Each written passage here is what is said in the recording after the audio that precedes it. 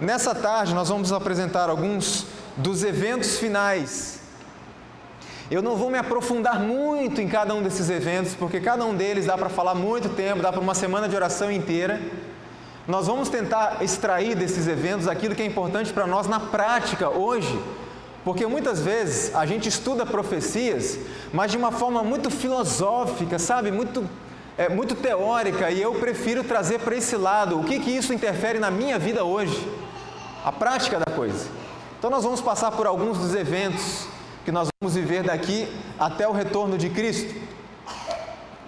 Começando com esta informação bíblica: já é hora de despertarmos do sono. E o apóstolo Paulo falou que a nossa salvação estava mais próxima de nós hoje do quando aceitamos a fé. Isso ele escreveu há muito tempo. Imagine quão próximo está a nossa salvação hoje. Isso não é bom? Amém por isso? Amém. Cristo está muito próximo de voltar, irmãos. Tudo isso vai acabar, esse sofrimento todo, essa luta, mas precisamos estar atentos e nos preparar para esse momento. Veja que exortação séria: nenhum entre 20 dos nomes que se acham registrados nos livros da igreja está preparado para finalizar sua história terrestre.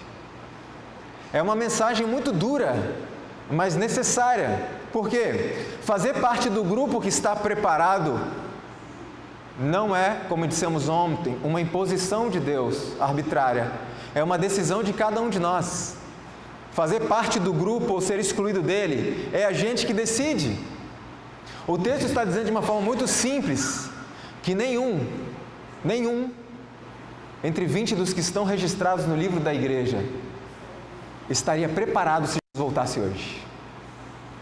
Isso, irmãos, é muito duro, é muito doloroso, mas vem com uma mensagem de esperança junto.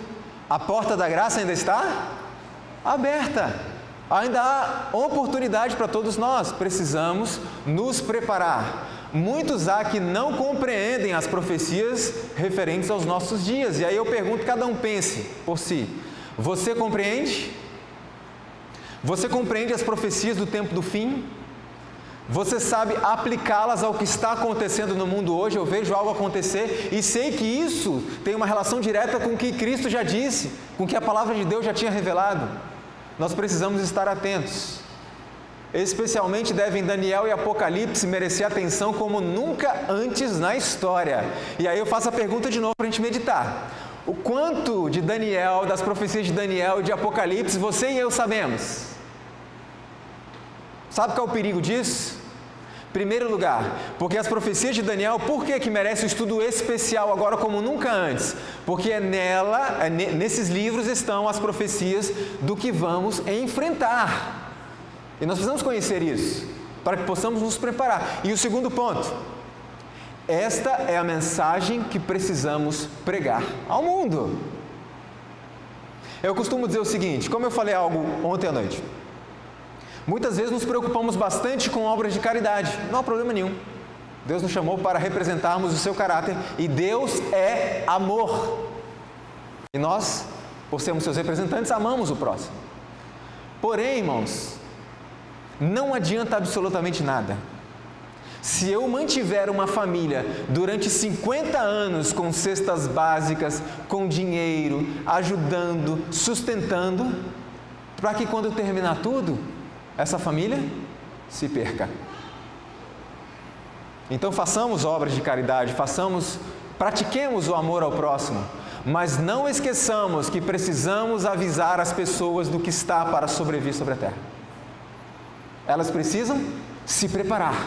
E se nós não fizermos isso, nós tiramos a oportunidade delas de se prepararem. E o que vai acontecer no final dos tempos? Vocês sabiam? E não me disseram. E agora eu estou perdido. Que isso não aconteça a nenhum de nós, irmãos. Então nós precisamos estudar esses assuntos. Deve-se fazer um grande esforço para manter este assunto, não só perante as pessoas do mundo, mas também diante de nossas próprias igrejas. Por que manter este assunto diante do nosso povo? É simples de entender. Ontem eu falei algo referente ao juízo final, que temos que pregar e temos que ter consciência de que haverá um juízo. Porque quando a gente não tem consciência, a gente vive uma vida muito tranquila, muito confortável com os nossos pecados, sim ou não? Lembra de Félix que vimos ontem? Quando Félix estava muito confortável com os seus pecados e o apóstolo Paulo falou: Félix, está vindo um juízo. Ele ficou aterrorizado. De repente ele não estava mais tão confortável com os pecados. Então nós precisamos manter isso. Por quê? Quando alguém traz uma mensagem de despertamento à igreja, uma mensagem sobre a volta de Cristo, sobre os eventos finais, as profecias do fim, a igreja se mexe. Pessoas são despertadas. Porém, quando é que este assunto vai ser falado novamente? Daqui a 6 meses? O que acontece nesse período de 6 meses? As pessoas voltam a esfriar. Por isso que a irmã White disse: mantenha esse assunto diante do povo e as pessoas do mundo, para que se crie em nós um senso da nossa responsabilidade, para que se crie em nós um sentimento de reverência e de compromisso com as coisas de Deus, porque o fim está muito próximo. Ninguém pense que está isento do perigo de ser pego de surpresa. Ninguém pense que está isento de ser pego de surpresa pelos eventos que virão. E a irmã White diz assim: os acontecimentos finais serão muito rápidos. Ou seja, aqueles que esperam acontecer algo grande para começar a se preparar, não terão tempo, porque quando vier um acontecimento grande, virá outro, e outro, e outro, e outro, e a porta da graça fecha. E não vai dar tempo. O momento de preparo é agora. Veja, por que é importante para nós estudarmos as profecias? A Bíblia nos diz: mas vós, irmãos, já não estáis em trevas, para que aquele dia vos surpreenda como um ladrão. Não durmamos, pois, como os demais, mas vigiemos e sejamos sóbrios. Por que é importante nós estudarmos as profecias do tempo do fim? Para que esses eventos não nos surpreendam, não nos pegue de surpresa como um ladrão. Olha que detalhe interessante aqui.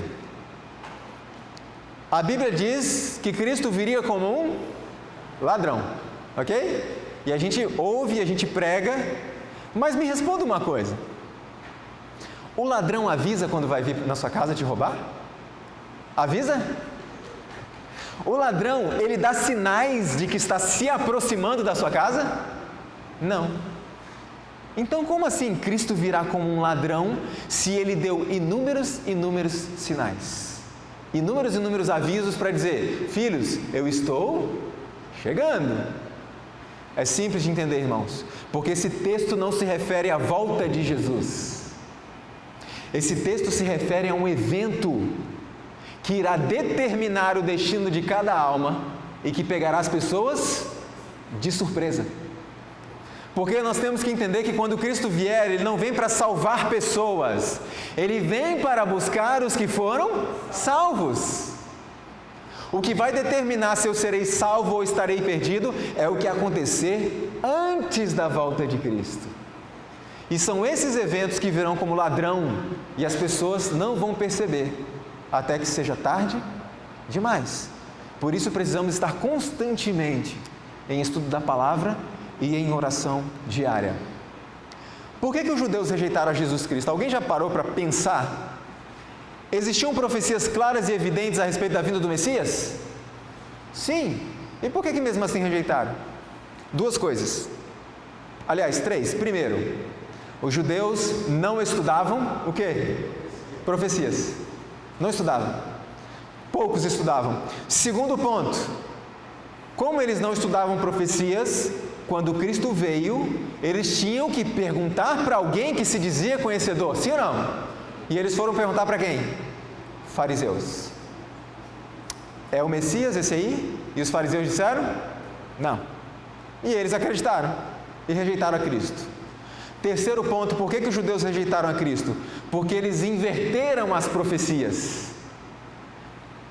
Haviam 2 profecias da vinda de Cristo, a primeira e a segunda vinda. Ok? Eles inverteram.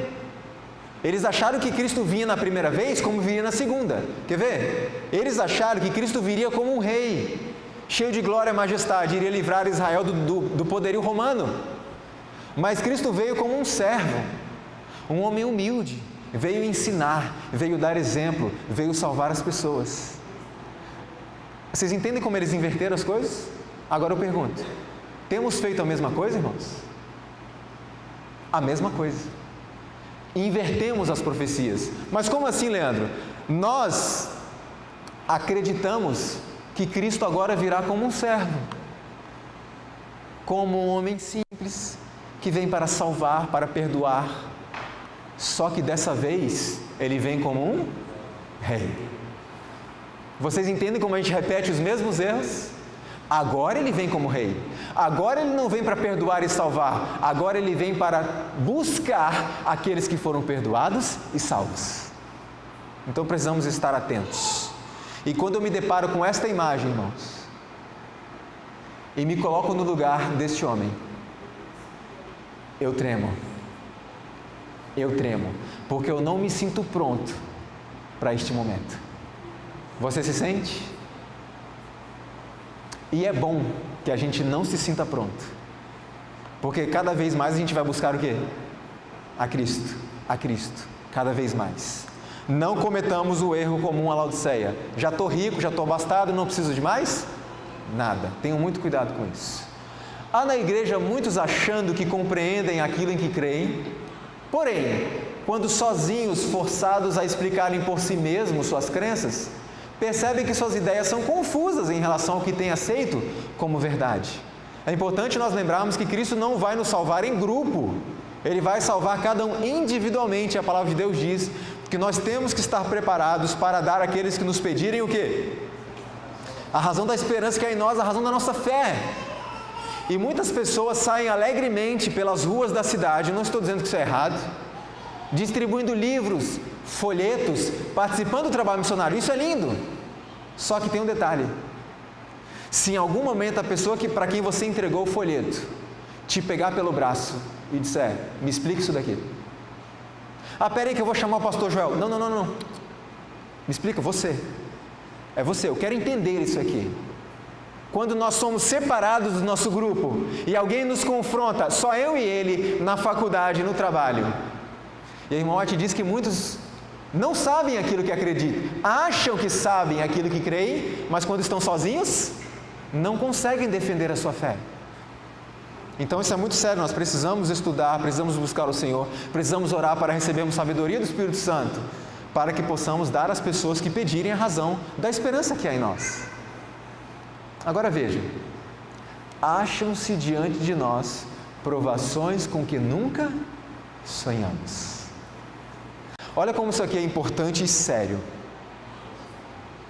Você acha que Moisés sofreu? Você acha que o apóstolo Paulo sofreu, Estevão, os mártires da Idade Média?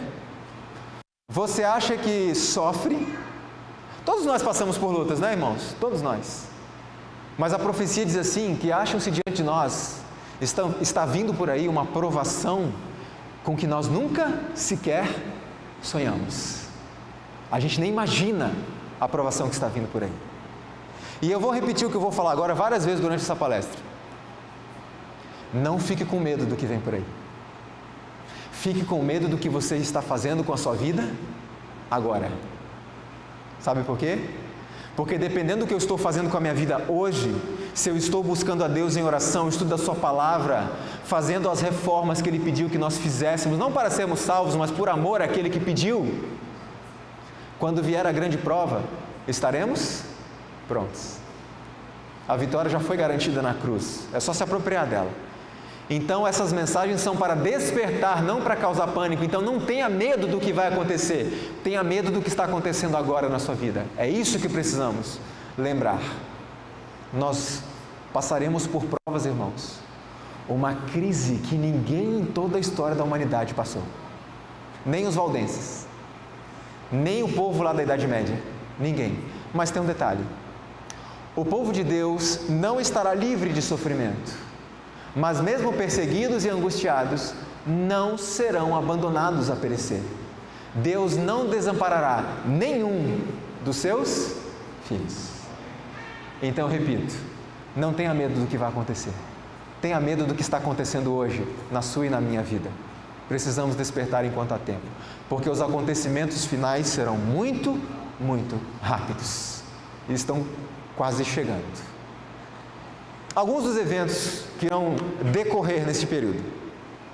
Está profetizado, isso me enche de alegria, com certeza enche você também, um grande reavivamento na igreja.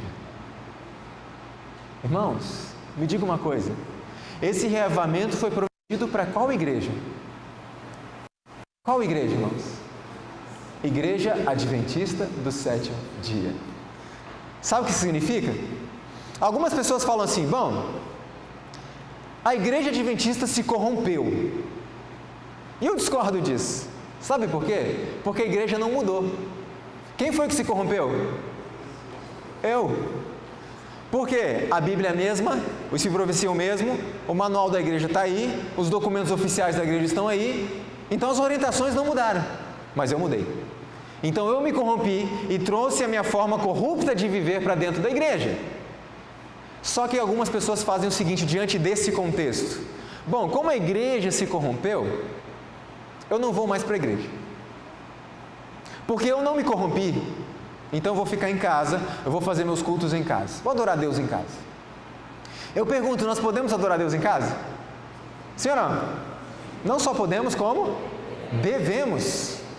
Um dia uma irmã me perguntou assim, irmão, eu posso adorar Deus em casa? Eu falei, não só pode, mas você também deve. Então por que eu preciso vir para a igreja? E eu disse a ela o seguinte, você ama Cristo? Ela disse, profundamente. Eu falei, você tem certeza disso? Tenho, certeza. Ok. Então para aqueles que amam a Cristo profundamente, não é uma questão de poder ou não poder ir à casa dele. Se as portas estão abertas, e é a casa do meu melhor amigo, eu vou. Outro grupo de pessoas faz o seguinte, eu vou sair da igreja e vou abrir outra igreja. Uma igreja pura, santa, perfeita, tudo direitinho. Só que o reavivamento prometido foi para qual igreja? Essa aqui. A última, tem uma oitava na Bíblia? Não. Então, irmãos, se você e eu queremos participar do reavivamento, permaneça aqui. A igreja tem problemas, nós temos dificuldades na igreja, temos muitas dificuldades, temos muitas lutas, nós somos a igreja militante, estamos na luta, mas esta é a igreja. E se você tiver dúvida do que fazer, faça o que fez Moisés. O povo se corrompeu, ele não, mas Moisés permaneceu ali. E quando Deus disse, vou destruir o povo porque se corrompeu e vou fazer outra igreja, o que Moisés falou? O Senhor pode até fazer isso, Senhor, mas se fizer, risca o meu nome também. E Josué e Caleb, diante de Canaã, o povo se corrompeu. E Josué e Caleb falaram, não, então manda o povo para o deserto, e eu e Josué vamos ficar aqui, porque nós não nos corrompemos, somos puros e santos. Foi isso que eles fizeram? Não. Eles voltaram com o povo e passaram 40 anos no deserto com o seu povo. Eu quero que isso fique muito claro, irmãos. O reavivamento que foi prometido pela profecia, garantido, acontecerá aqui dentro. Então façamos a nossa parte. Não nos deixemos corromper por aqueles que se corromperam. Está claro? Façamos a nossa parte. Veja, haverá entre o povo do Senhor tal avivamento da primitiva piedade, como não fora testemunhado desde os tempos apostólicos. Olhando a situação da igreja hoje, quando eu falo igreja, o povo, as pessoas, parece possível que isso se cumpra? Não, parece impossível, mas é a promessa do Senhor. Vai haver um reavivamento nesta igreja como não aconteceu desde o Pentecostes. Amém? Eu quero participar disso. E você? Então fique aqui. Aqui é o seu lugar, como diz a música. Aqui é o seu lugar. A igreja talvez pareça como prestes a cair, mas não cairá. Cumpre-nos mediante confissão, humilhação, arrependimento e fervorosa oração, cumprir as condições estipuladas por Deus. Só podemos esperar um reavivamento em resposta a... Me diga uma coisa, o que significa só? Só é só. Ou seja, não haverá reavivamento sem oração. Alguns me perguntam assim: Leandro, como é que eu posso saber se eu estou no caminho do arreavamento, no caminho da santificação? Como é que eu posso saber? É simples. Quanto tempo você passa em estudo da Bíblia e oração todos os dias? Simples assim. Porque só podemos esperar ser reavivados em resposta à oração. Onde não há oração, não há arreavamento. Preste atenção nisso, irmãos. Nós não vamos ser reavivados pela nossa música. Não vamos ser reavivados pelos nossos programas, pela nossa criatividade. Nós temos isso de sobra. Nós só seremos reavivados se gastarmos tempo em oração. E sabe o que me preocupa? Sabe qual é o culto menos frequentado da igreja hoje? É o culto de oração. Por isso que nós olhamos para essa profecia e pensamos: não tem condição de uma profecia dessa se cumprir, um reavivamento assim, de ver a igreja lotada como era há 20 anos atrás? Quantos já estavam na igreja na década de 80, além de mim? Irmãos, quarta-feira à noite, na década de 80, cheguei atrasado na igreja, não tinha lugar para sentar. Sim ou não? JA? Super lotado. E o que tinha no JA de tão atrativo? Nada, entre aspas, estudo, às vezes de Daniel e Apocalipse. Nada de especial. Mas o que nós tínhamos? Qual era o nosso prazer? E eu fiquei recordando enquanto cantávamos esses hinos. Irmãos, o prazer da juventude naquele tempo era estar juntos na igreja adorando ao Senhor. Só. Eu lembro que a gente saía do culto sábado pela manhã. Sabe qual era a conversa na pracinha? Eu frequentava a igreja do Ibis. Sabe qual era a conversa na pracinha? Você vai na liga? Você vem na liga? Liga? Lembram da liga? Você vem na liga? Vamos nos encontrar em todo lugar, vamos vir juntos. E nós lotávamos a igreja. E cantávamos, e estudávamos a Bíblia. Era isso que a gente tinha. E as igrejas lotadas. Hoje nós queremos criar uma série de coisas para atrair, e as igrejas estão cada vez mais vazias. Qual é o problema? Só podemos esperar que a igreja seja reavivada em resposta ao quê? À oração. É disso que precisamos. Quando buscarmos a Deus em oração fervorosa, precisamos de mais cultos de oração. Precisamos resgatar algo que morreu há algum tempo, chamado vigílias. Na minha infância nós tínhamos vigílias de 6 da tarde às 6 da manhã, e não era de vez em quando. E a igreja? Cheia, superlotada. E precisamos resgatar isso, precisamos orar. Mas Satanás, ele não é bobo. Ele conhece, ele sabe o que vai acontecer. Por isso ele precisa criar uma contrafação.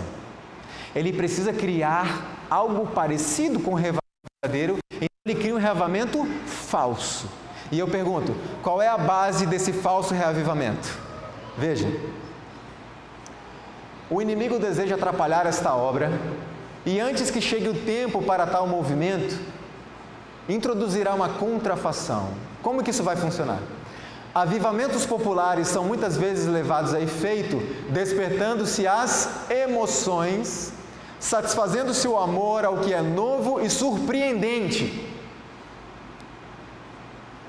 Emoções. Primeiro ponto, é pecado ter emoções? Deus criou as emoções. A vida cristã é emocionante ou não, irmãos? Quando Cristo voltar, se nós não nos emocionarmos com a cena, nós temos um problema muito sério. Sim ou não?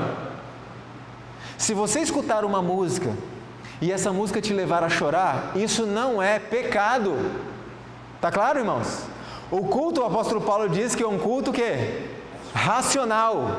E algumas pessoas acham, não, então se eu estou me sentindo alguma emoção, isso é pecado. Não é. Só que a emoção, ela deve ser controlada e fruto do quê? Da razão, do entendimento. Por que você se emocionou? Porque eu compreendi isso. É assim. Mas muitas vezes vemos coisas que não dizem nada, não ensinam nada, e as pessoas estão muito emocionadas. E Satanás trabalharia dessa forma: vamos gerar emoção. E quando a emoção domina a razão, não há razão. Agora veja que interessante, qual que é o problema disso? A irmã White fala: conversos ganhos dessa maneira, com o sensacional, têm pouco desejo de ouvir a verdade bíblica, pouco interesse no testemunho dos profetas e apóstolos, a menos que o culto assuma algo de caráter sensacional, não lhes oferece atração. E aí a gente começa a entender hoje porque que muitas vezes, em muitas das nossas igrejas, se houver uma pessoa famosa, como é que fica? E se houver apenas a pregação da palavra? Ninguém liga. E às vezes a culpa não é das pessoas, a culpa é minha. Sabe por quê? Porque eu as treinei assim. Não é isso que o texto diz? Eles foram convertidos assim, eles foram trazidos para a igreja assim, por meio do show, do sensacional. E algumas pessoas falam: ah, Leandro, culto de quarta-feira à noite, alguns estudam, alguns estão trabalhando. Irmãos, traga uma pessoa famosa, de repente ninguém mais trabalha e ninguém mais estuda. Sim ou não? Estou falando alguma bobagem? Isso é muito perigoso. Olha só que interessante isso daqui. Vocês lembram de Eva? E vocês lembram que Eva tomou do fruto, o comeu, levou para Adão. A minha pergunta é a seguinte: como Eva se sentiu depois de comer o fruto? Bem ou mal? Se sentiu mal? Por que eu fiz isso? Ou se sentiu feliz e muito bem? Quer ver só? Eva disse a Adão que havia comido do fruto e, em vez de experimentar qualquer sensação de morte, sentia uma agradável e exaltadora influência. Via tristeza sobrevir ao rosto de Adão, mostrou-se atônito e alarmado, disse a Eva que estava bem certo tratar-se do inimigo contra quem havia sido advertidos. Olha que texto interessante aqui, olha duas informações básicas e claras. Eva sentiu, mas Adão sabia, entendeu. O que quer dizer isso? Irmãos, não importa como eu me senti, se o culto não cumpre os princípios estabelecidos por Deus em Sua palavra, Ele não aceita. Não importando se eu me senti bem, porque os sentimentos não podem ser critério para definir se algo é ou não aceitável ao Senhor. Deus requer de nós o assim, diz o Senhor. Porque Eva comeu o fruto proibido, Deus falou: não coma. E se sentiu bem. Sentiu. Mas Adão entendeu. Continua o texto dizendo assim, ó. Eva, ela assegurou-lhe que não estava sentindo nenhum mau efeito, mas ao contrário, uma influência muito agradável, e insistiu com ele para que comesse. Adão o quê? Está vendo a diferença aqui de novo? Adão compreendeu, Eva sentiu. Adão compreendeu muito bem que sua companheira transgredira a única proibição a eles imposta como prova de sua fidelidade e amor. Eva razoou que a serpente dissera que certamente não morreriam e que suas palavras tinham que ser verdadeiras. Por quê? Pois não sentia qualquer sinal do desagrado de Deus, mas uma agradável influência como imaginava que os anjos sentiam. Eva não apenas se sentiu bem, mas com base no seu sentimento, ela disse a Adão: Adão, é bem provável que o que a serpente falou é verdade. Como é que você sabe, Eva? Olha a palavra. Como é que você sabe que é verdade o que a serpente falou? Ah, porque eu estou me sentindo bem. Isso é falso reavivamento. O verdadeiro reavivamento tem como base e fundamento a oração. E o assim diz o Senhor, e não aquilo que as pessoas sentem. Obviamente que por meio do trabalho do Espírito Santo em nossa vida, nós começamos a sentir cada vez mais prazer no assim diz o Senhor, nas coisas que Deus gosta. Agora veja, irmãos, não são teus sentimentos, tuas emoções que te tornam filho de Deus, mas sim o fazer a vontade de Deus. Satanás leva o povo a pensar que, por terem sentido um êxtase de sentimento, estão convertidos. Sua vida, porém, não experimenta mudança. Seus atos são os mesmos de antes. Sua vivência não vai além dos sentimentos. Como eu disse, não é pecado o sentimento. Não é pecado se sentir bem. Mas junto com o sentir bem, tem que estar o assim diz o Senhor. Está de acordo com assim diz o Senhor? Ok? A santificação bíblica não consiste em forte emoção. Eis onde muitos são levados ao erro. Fazem dos sentimentos o seu critério. Quando se sentem elevados ou felizes, julgam-se santificados. Sentimentos de felicidade ou ausência de alegria não é evidência de que a pessoa esteja ou não santificada. Se eu sair de um culto extremamente incomodado e aborrecido, aquele culto pode ter sido uma bênção? Sim ou não? Sim. Sabe o que pode ter significado? O Espírito Santo me incomodando. Provocou mudança. Olha uma coisa interessante que meu pai sempre me disse. Filho, quando o Espírito Santo age, ninguém fica indiferente. Se a igreja inteira rejeitou a mensagem, se a igreja inteira ficou revoltada com a mensagem, o Espírito Santo falou. Porque quando o Espírito Santo age, ou você se opõe, ou você aceita. Então, se eu sair incomodado, pode ter sido uma bênção, porque é o Espírito Santo falando comigo. Filho, acorde, eu quero salvar você. Em contrapartida, pode ter um culto que eu saí muito feliz, muito alegre, e não ter sido uma bênção? Pode. Um culto que me manteve na mesma condição, sem atentar para o tempo que estamos vivendo. Temos que prestar muita atenção nisso, irmãos, porque muitas pessoas vão perder a salvação por nossa culpa. Não importa quais sejam os êxtases dos sentimentos religiosos, Jesus não pode habitar no coração que desrespeita a lei divina. Não importa se foi legal, se foi gostoso, se me agradou, se não está de acordo com a lei de Deus, se não está de acordo com os princípios da palavra e do Espírito de profecia, Deus não aceita e não permite que Cristo habite em nós. Evidentemente, cada um será julgado pelo quê? Pela luz que recebeu, ok? Uma concepção errônea do caráter perpetuidade e vigência da lei divina tem ocasionado erros quanto à conversão e santificação, resultando em baixar na igreja a norma da piedade. Estamos ainda dentro de um contexto do falso reavivamento. A irmã Watt continua dizendo assim: aqui deve encontrar-se o segredo da falta do Espírito e poder de Deus nos avivamentos do nosso tempo. Aonde?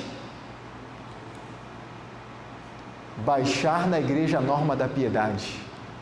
E ela diz mais: uma das razões para não haver mais fervor religioso, reavivamento, é porque a mente está ocupada com coisas sem importância e não há tempo para meditar, pesquisar a Bíblia, orar. Então, onde está o problema quando não há avivamento? Não está havendo estudo individual da palavra, não está havendo oração individual e as normas estão sendo baixadas. Falso reavivamento, sem Bíblia, sem oração, sem normas. Vivifica-me, disse o salmista, segundo a tua palavra. Todo reavivamento, irmãos, passa pela palavra e pela oração. Não tem como acontecer sem isso. Porque sem mim, disse Cristo, nada podeis fazer. Outro evento, o selamento. Qual é o selo de Deus? Qual é o selo de Deus? O sábado. Qual é a marca da besta? Não responda, eu já sei. É um chip implantado sobre a pele, ou na testa, ou aqui na mão. Não? Um código de barra? Alguma marca física? Não? Vamos comprovar isso? Veja que interessante. Quando disse que o sinal de Deus será colocado sobre a testa e a mão, significa o quê? Que é um sinal físico? Como é que nós entendemos isso? Veja só uma exortação de Deus lá no passado ao povo de Israel. E estas palavras que hoje te ordeno estarão no teu coração e as ensinarás a teus filhos. Também as atarás por sinal na tua mão e te serão por frontais entre os teus olhos. O que é o frontal entre os olhos? Testa. Eu pergunto, as pessoas então andavam com a lei de Deus amarradas na mão? Ou com a lei de Deus coladas na testa? Não. O que significa a testa e a mão? Testa, compreensão, convicção, aceitação. E mão? Obras. O resultado, as obras. Agora veja que interessante. Santificai os meus sábados e servirão de sinal entre mim e vós. O sinal de Deus é o sábado. O sinal ou o selo de Deus é revelado na observância do sábado do sétimo dia. A marca da besta é o oposto disso, a observância do primeiro dia da semana. Tá claro, irmãos? E aí tem um outro texto da irmã White que ela diz assim, que o domingo ainda não é a marca da besta, se tornará quando for obrigatório, quando for por lei, ok? Agora veja que interessante, o sinal de Deus é revelado na observância do sábado. E tem muitas pessoas que acreditam que serão selados unicamente porque têm o nome de Adventista do sétimo dia. E não é isso que o texto diz. O sinal de Deus será colocado naqueles que observam o sábado. Por que o sábado? Porque o sábado nos apresenta Deus como nosso Criador, aquele que é o único digno de adoração. Por quê? Porque foi quem nos criou. Existem condições para sermos selados, sim ou não? Existem condições. A Bíblia é cheia de sis. Se o meu povo, que se chama pelo meu nome, te coloquei como cabeça e não como cauda, se obedeceres. Então existem alguns sis. Veja, a grande multidão dos cristãos professos deparará com amargo desapontamento no dia de Deus. Por quê? Eles não têm na testa o selo do Deus vivo. Sendo mornos e indiferentes, eles desonram muito mais a Deus do que o descrente confesso. Primeira coisa, o selo de Deus não será colocado à testa de uma pessoa indiferente. O que é indiferença? Algumas pessoas dizem assim, que o contrário do amor não é o ódio. Sabe por quê? Segundo as pessoas. Porque quando você odeia alguém, você está pensando nela o tempo todo. Alguns dizem que o contrário do amor é a indiferença. Tanto faz como tanto fez, você não está nem aí para ninguém. E o que é isso no contexto cristão? É quando pessoas vão às igrejas trazer mensagens de despertamento, mensagens dizendo que Cristo está voltando, não estamos prontos, precisamos nos preparar. E alguns não dão a menor importância. Indiferença. Para mim, entra aqui, sai aqui, tanto faz como tanto fez. Nem todos os que professam guardar o sábado serão selados. Os que professam guardar o sábado serão selados. Muitos há mesmo entre os que ensinam a verdade a outros, que não receberão na testa o selo de Deus. Tinham a luz da verdade, souberam a vontade de seu mestre, compreenderam todos os pontos de nossa fé, mas não tiveram as obras correspondentes. Sabiam a verdade, mas não praticaram a verdade. Estes não receberão o selo de Deus, ainda que sejam adventistas do sétimo dia. O selo de Deus jamais será colocado à testa de um homem ou mulher impuros, cobiçosos, amantes do mundo, de língua falsa ou coração enganoso. A palavra de Deus diz, não ameis o mundo, nem o que no mundo há. Se alguém ama o mundo, o amor do Pai não está nele. Porque aquele que se fizer amigo do mundo, constitui isso o quê? Inimigo de Deus. E eu não preciso dizer para vocês o que é ser amante das coisas do mundo. Quando falamos de coisas do mundo, pense naquilo que você ouve, pense naquilo que você assiste, pense naquilo do que você se alimenta, pense na maneira como você se veste. Ah, Leandro, mas isso é salvação pelas obras. Não, nós vimos ontem. Qual é o plano de Deus? Se fazer conhecido por meio de nós. E quem é que faz isso em nós? Ele. E nós precisamos permitir. Como? estudo da Bíblia diário, oração diária e as reformas necessárias para sua mente estar apta a compreender, a captar as impressões do Espírito Santo. O selo do Deus vivo só será colocado sobre os que possuem uma semelhança com Cristo no caráter. Semelhança é igualdade, irmãos? Sim ou não? Não. Qual é a diferença do caráter de Cristo para o nosso? Uma coisa, o caráter de Cristo nunca foi manchado pelo quê? Pelo pecado. Nossa, já foi. Então nós precisamos entender, como falamos ontem, que Deus tem um alvo o quê? Elevado para os seus filhos. Elevado. Nenhum de nós jamais receberá o selo de Deus enquanto o caráter tiver uma nódoa ou mácula sequer. Cumpre-nos remediar os defeitos de caráter, purificar de toda contaminação o templo da alma. Os que se estão unindo com o mundo, se amoldando ao modelo mundano, estão se preparando para o sinal da besta. Os que desconfiam do eu, que se humilham diante de Deus e purificam a alma pela obediência à verdade, estão recebendo o molde divino e preparando-se para receber na fronte o selo de Deus. Quando vir o decreto e o selo for aplicado, seu caráter permanecerá puro e sem mácula para toda a eternidade. Esse é o alvo que Deus tem para nós. Agora, o grande problema é quando as pessoas estão buscando o alvo de Deus.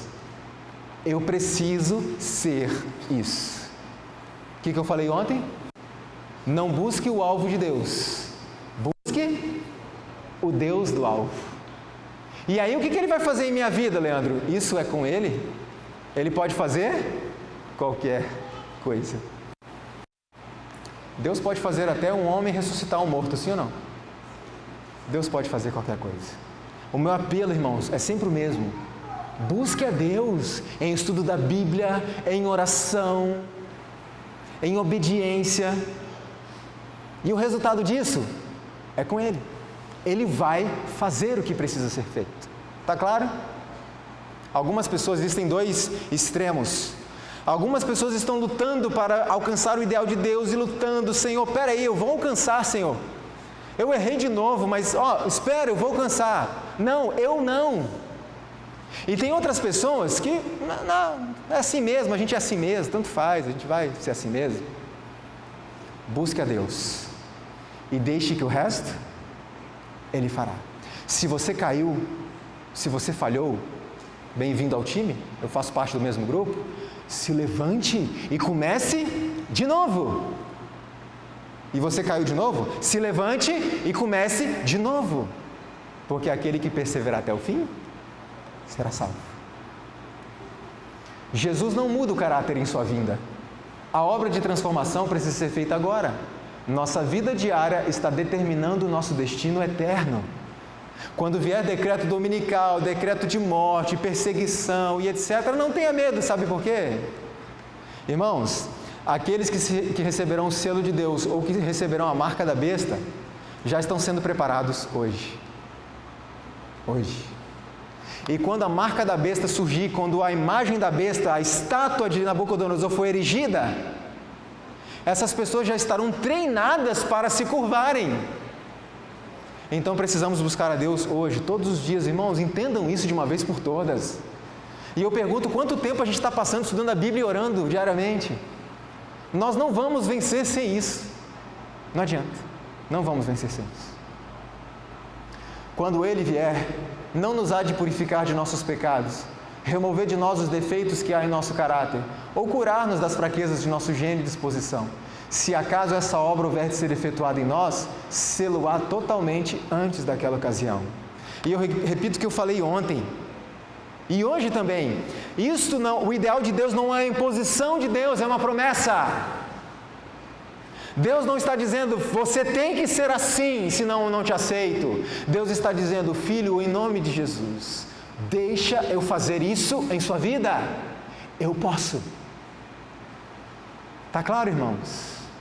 Existem muitas pessoas desanimando na fé, porque estão tentando levar uma vida que eles não conseguem levar sem Cristo. E Cristo só diz isso, filho, deixa eu fazer, eu posso fazer. O que eu preciso fazer, Senhor? Estude a sua Bíblia diariamente, ore diariamente, E por favor, tira da sua vida aquelas coisas que eu pedi, porque essas coisas estão me atrapalhando. A irmã White tem um texto que diz assim: mais do que qualquer outra coisa estão os divertimentos contribuindo para anular a operação do Espírito Santo. Ou seja, se eu estudo muito a Bíblia e oro, mas eu mantenho hábitos que Deus proíbe, esses hábitos anulam o estudo da Bíblia e a oração. Permanecei em mim e eu em vós, porque sem mim nada podeis fazer, nada podeis fazer. E nós poderemos dizer, se permanecemos em Cristo, como o apóstolo Paulo: já não vivo eu, mas Cristo vive em mim. Esse é o ideal de Deus para a nossa vida, Cristo vivendo em nós. Chuva serôdia. O que é a chuva serôdia? Alguns dizem assim: chuva serôdia é o poder do Espírito Santo. E eu pergunto: o Espírito Santo está entre nós hoje? Há poder do Espírito Santo entre nós hoje? Então a chuva serôdia não pode ser só o poder do Espírito Santo, tem que ter algo mais. O quê? O poder do Espírito Santo, o derramamento do Espírito Santo de uma forma mais intensa, copiosa, torrencial. Agora tem um detalhe importante, irmãos.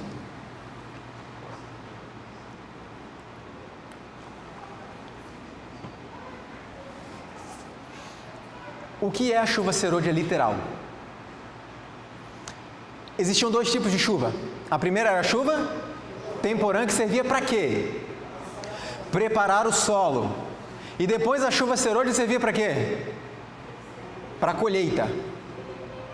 Agora veja que interessante. Seria possível você colher alguma coisa sem chuva temporã? Não. Então, qual que é, na prática, para nós hoje, como eu disse no começo? Eu gosto de trazer essas informações para o nosso dia a dia. Significa que não receberá chuva serôdia quem não estiver recebendo diariamente o quê? A chuva temporã. E como é que se recebe a chuva temporã? Diariamente, que prepara o solo para receber a semente, para que a semente cresça, amadureça e produza frutos? Eu vou parecer repetitivo aqui, irmãos, mas eu preciso ser. Estudo da Bíblia, oração e as reformas para a mente estar apta a receber as impressões do Espírito Santo. A chuva serôdia é o poder do Espírito Santo de uma forma mais intensa que será derramado no seu povo. Você quer receber? Eu quero muito receber essa chuva, irmãos. Mas para isso precisamos estar recebendo a chuva temporã. Conheçamos e prossigamos em conhecer ao Senhor. Olha o segredo. E Ele a nós virá como chuva serôdia que rega a terra. A chuva serôdia virá para dar poder à grande voz do terceiro anjo e preparar os santos para estarem de pé no período em que as 7 últimas pragas serão derramadas. Olha que interessante essa informação. A chuva serôdia virá para nos dar poder para concluirmos a mensagem da pregação do Evangelho. E também virá para preparar os santos para estarem de pé no momento das pragas. Então me responda uma coisa: quem não receber chuva serôdia não estará o quê? Preparado. Sabe o que isso significa? Se o tempo é urgente, irmãos, porque Cristo está próximo de voltar, é muito mais urgente, porque a porta da graça fecha antes. E se é urgente porque a porta da graça fecha antes, é muito mais urgente, porque o selamento começa onde? Começa por nós, depois os outros. E é muito mais urgente, sabe por quê? Porque a chuva serôdia vem para nos preparar. E quem não receber a chuva, não estará preparado. Vocês conseguem entender a urgência do momento que estamos vivendo, sim ou não? Vocês conseguem entender porque muitas vezes eu apelo, quase choro aqui da frente, implorando para as pessoas: estudem a Bíblia, orem e venham para a igreja. Venham para a igreja, sábado, domingo, quarta, semana de oração, venham. Todos nós já ouvimos falar pelo menos uma vez sobre a parábola das 10 virgens. Eu não sei quantos de nós já nos debruçamos sobre essa parábola para estudar a fundo. Tivemos uma vigília na nossa casa um tempo atrás que ficamos 3 horas só nela. Margarete e Josimar estavam lá conosco, só vasculhando as lições que tinham ali. Evidentemente, irmãos, com o que para nos apoiar nesse estudo? Espírito de profecia, o testemunho de Jesus Cristo, Porque não é uma questão de inventar novas doutrinas, temos que ter fundamento para aquilo que acreditamos, que seja o correto. Veja, algumas lições que tiramos dessa parábola. Primeiro, quantas eram virgens? Todas. E o que representa a virgindade na Bíblia? Fé pura, professaram uma fé pura, pureza. Então todas professavam uma fé pura, professavam uma fé pura.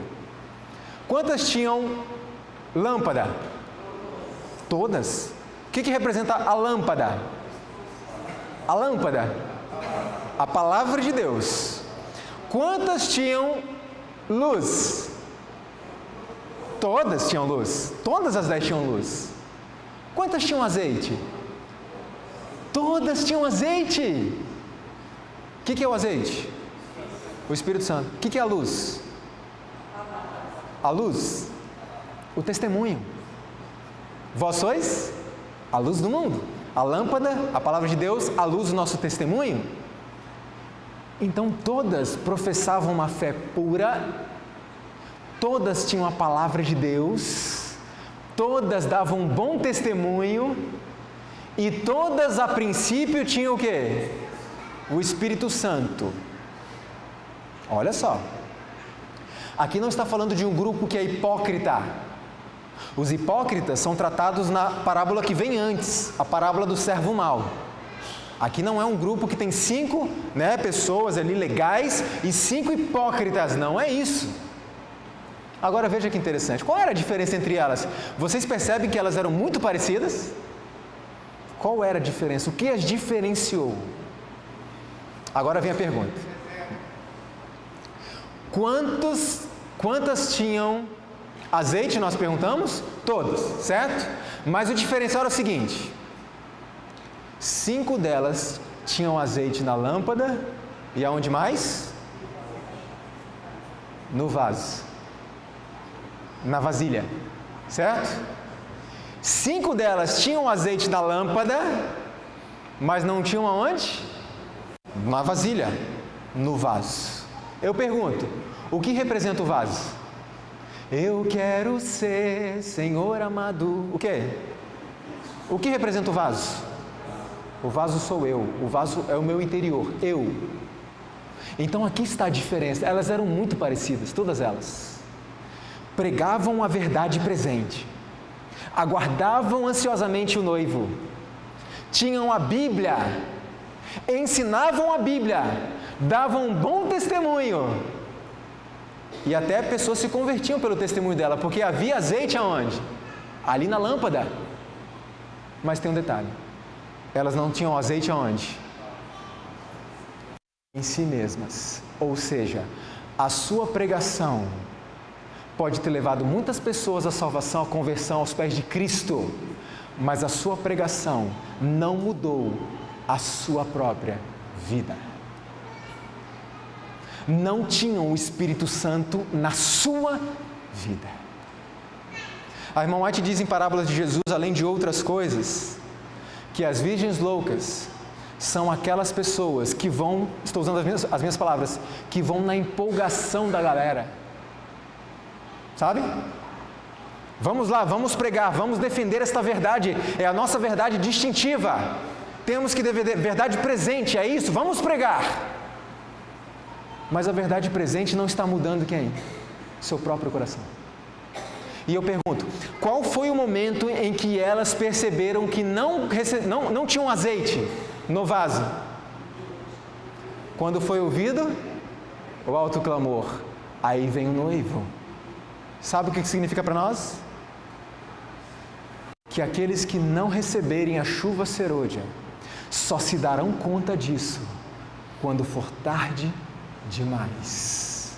Quando vier o alto clamor do terceiro anjo para finalizar a mensagem, é quando muitos perceberão: não recebi chuva serôdia. E eu pergunto, aquelas 5 entraram para a festa? Tiveram outra chance? Não. Não. Por isso, quando que é o momento de enchermos os nossos vasos do Espírito Santo? Hoje. Eu posso ter muito azeite na minha pregação, muito Espírito Santo, e as pessoas se convertem, mas e em mim? E lembre-se de uma coisa: por não terem o Espírito Santo no vaso em si mesmas, o que aconteceu com a sua lâmpada? Mais cedo ou mais tarde, apaga. É isso que acontece. Então, irmãos, vamos encher os nossos vasos. O que fazer para receber a chuva serôdia? Orar, orar e orar. Estudo incessante da palavra de Deus, reavivamento e reforma, deixar de lado a contenda e a dissensão que há entre nós, desimpedir o caminho. Veja, não podemos avançar na experiência cristã enquanto não afastarmos de nosso caminho tudo quanto nos separe de Deus. Esse é um trabalho nosso, Deus não vai fazer. Existem coisas que impedem que Deus entre na nossa mente. Deus não pode preencher um vaso que está cheio até a tampa. Mas, Senhor, eu estou orando, eu estou estudando a Bíblia. E Deus fala, mas filho, o teu vaso está cheio de outras coisas. Ore e estude a Bíblia, mas esvazie essas coisas, para que eu possa encher das coisas celestiais. Se o povo de Deus não fizer esforços de sua parte, mas apenas esperar que sobre eles venha o refrigério, para deles remover os defeitos e corrigir os erros, serão achados em falta. Tem muita gente achando assim, eu vou viver minha vida do jeito que eu quero, e quando vier a chuva serôdia, pá, eu vou ser transformado imediatamente. Não se engane, isso não vai acontecer.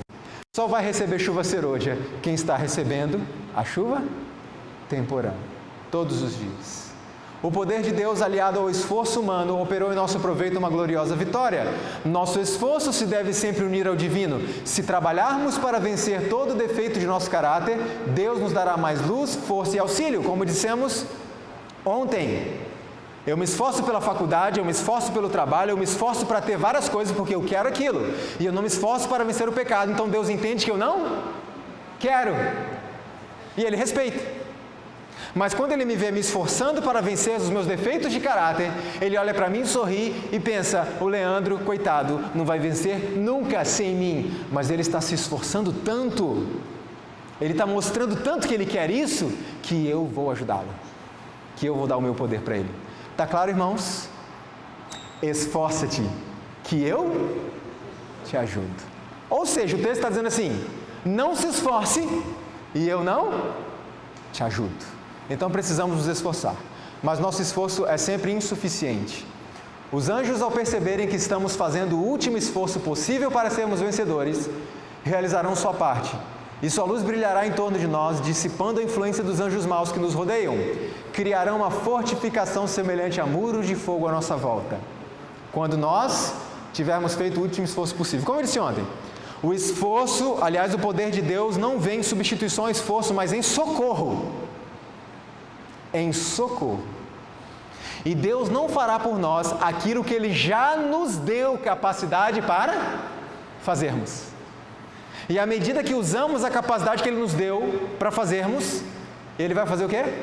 Nos dá mais poder. Porque Deus não vai dar poder para mim se eu vou colocar o poder de Deus na minha gaveta. Vai? Não. Então Ele precisa me ver usando aquilo que eu já tenho para que Ele possa me dar mais. E cada vez mais. Sacudidura. Eu pergunto, quantas pessoas passarão pelo processo de sacudidura? Quantas? Todas passarão. Todos nós seremos sacudidos. O que é a sacudidura literal?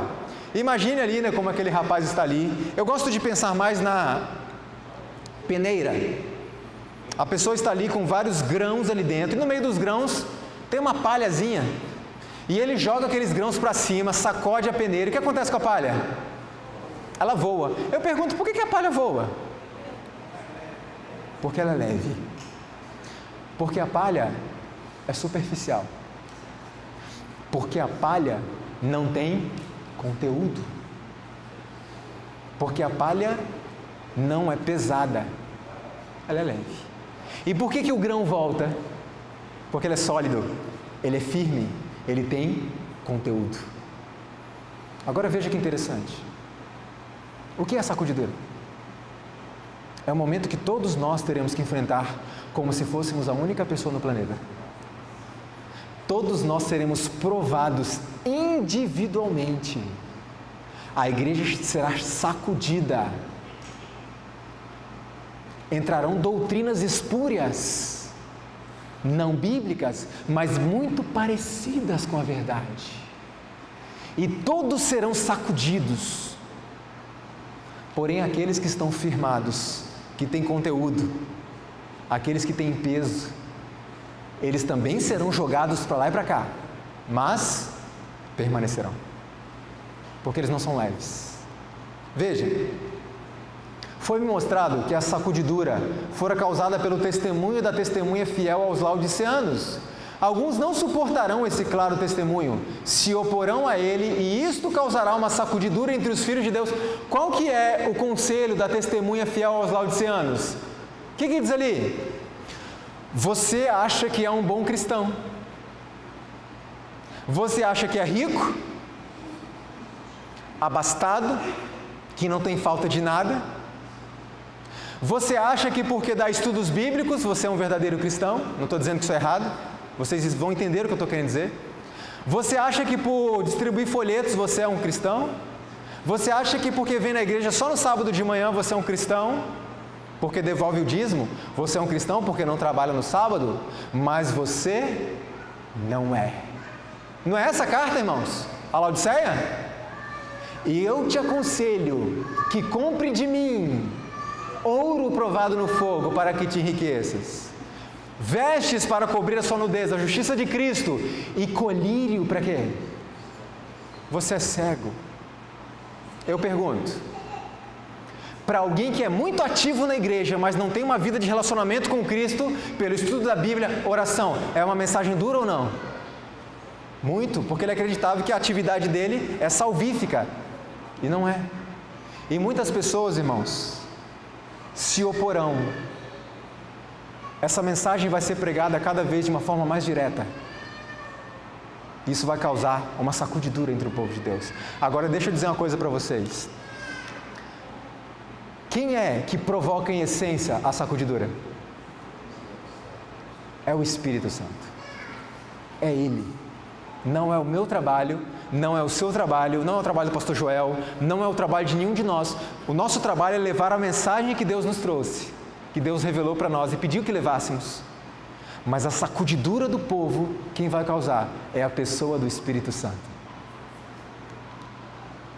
Todos os que não estiverem dispostos a assumir uma posição ousada em prol da verdade e a sacrificar-se por Deus e por sua causa, serão joeirados, ou seja, jogados para fora. Olha que informação importante. Como eu disse, eu gosto de pegar isso e trazer para o nosso dia a dia. O que isso importa para mim hoje? Assumir uma posição ousada em prol da verdade.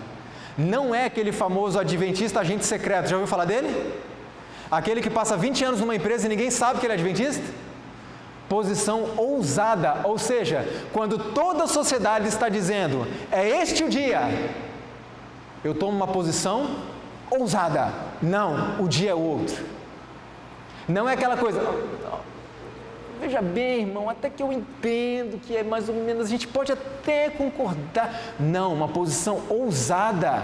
Diante dos meus amigos da faculdade, dos meus colegas de trabalho, posição ousada. E aí quando o seu chefe te chama para trabalhar no sábado, as pessoas ficam aflitas, vão à igreja, pedem oração, irmãos, orem por mim, eu não sei o que fazer. Como não sabe o que fazer?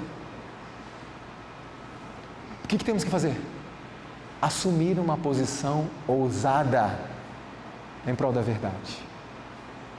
Chefe, eu não virei, então vou te demitir. Não, o senhor não vai me demitir. Se eu for demitido, é porque Deus permitiu. Mas eu não virei. Ousadia. E a sacrificar-se por Deus e por sua causa. Sabe o que significa isso, irmãos? Eu sempre toco nesse assunto, porque eu quase choro quando eu falo disso.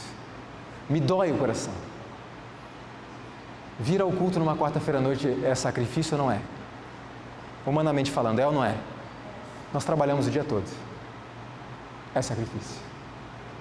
E a serva do Senhor, inspirada por ele, disse: aqueles que não estiverem dispostos a sacrificar por Deus serão lançados para fora quando vier a sacudidura. Precisamos fazer, aliás, irmãos, estamos muito aquém do sacrifício, né? muito aquém. Nós precisamos começar a levar as coisas de Deus mais a sério. Sabe o que é um sacrifício?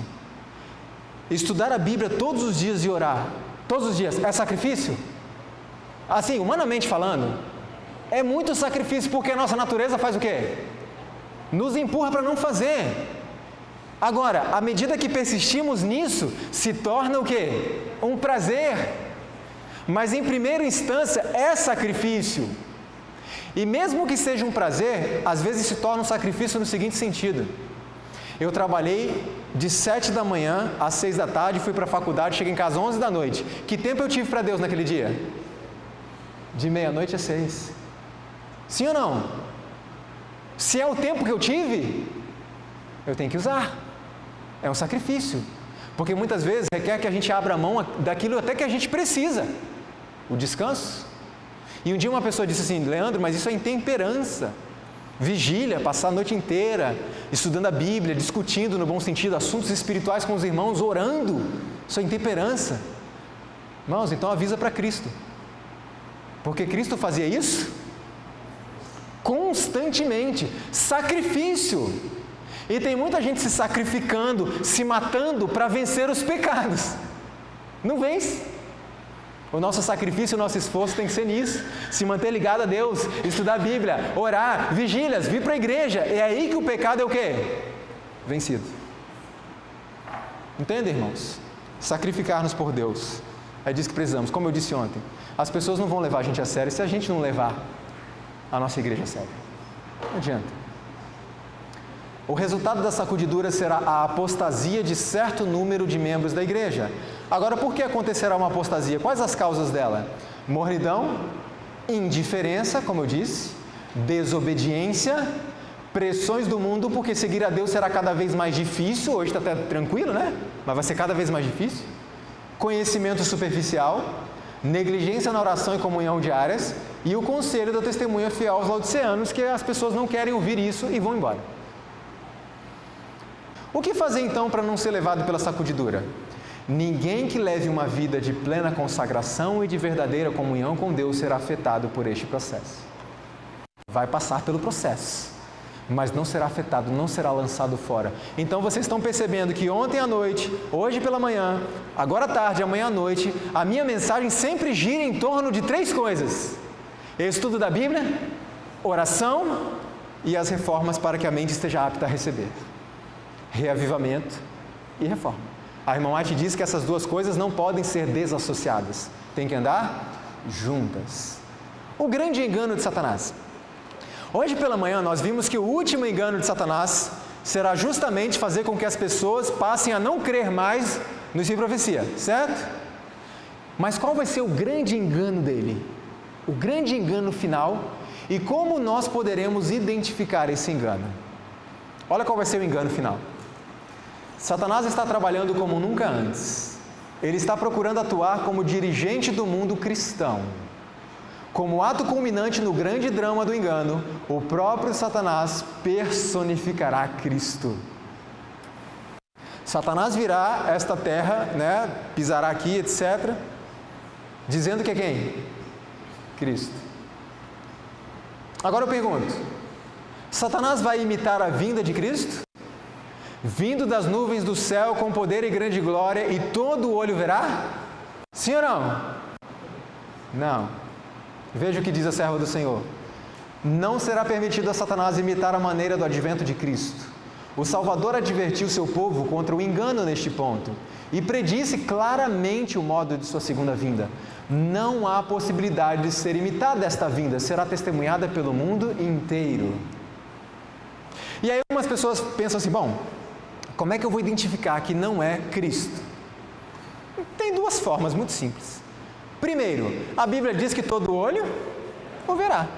Satanás vai vir e não vai ser visto pelo mundo inteiro ao mesmo tempo. Então está fácil.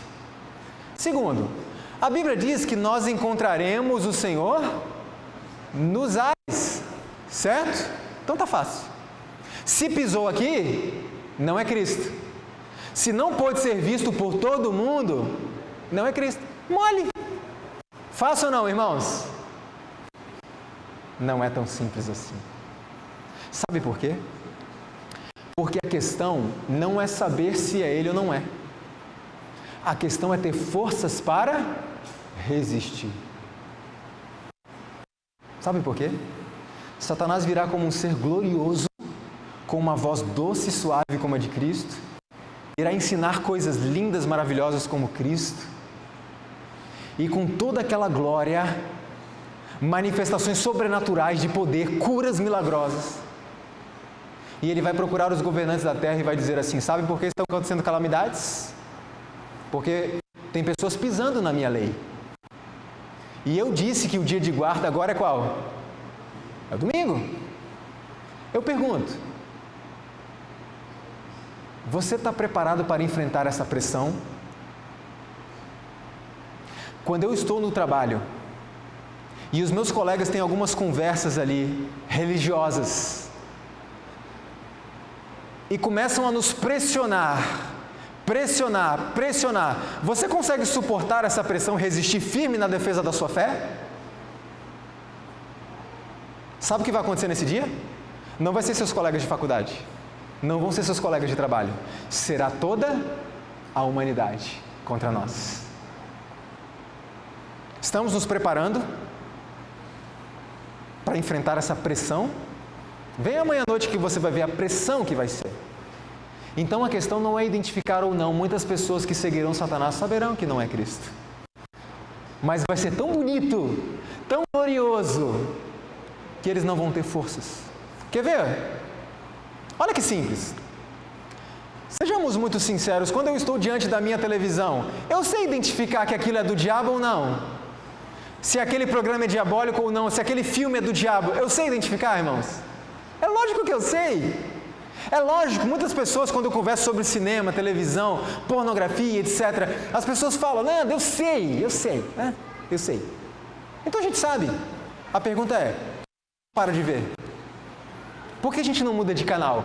Porque a questão não é saber se é do diabo ou não. A questão é ter forças para resistir. E é isso que precisamos buscar hoje. E aí eu pergunto: os nossos eventos, programações, cultos, reuniões de pequenos grupos, congressos, etc., estão preparando o nosso povo para enfrentar as pressões que estão se aproximando?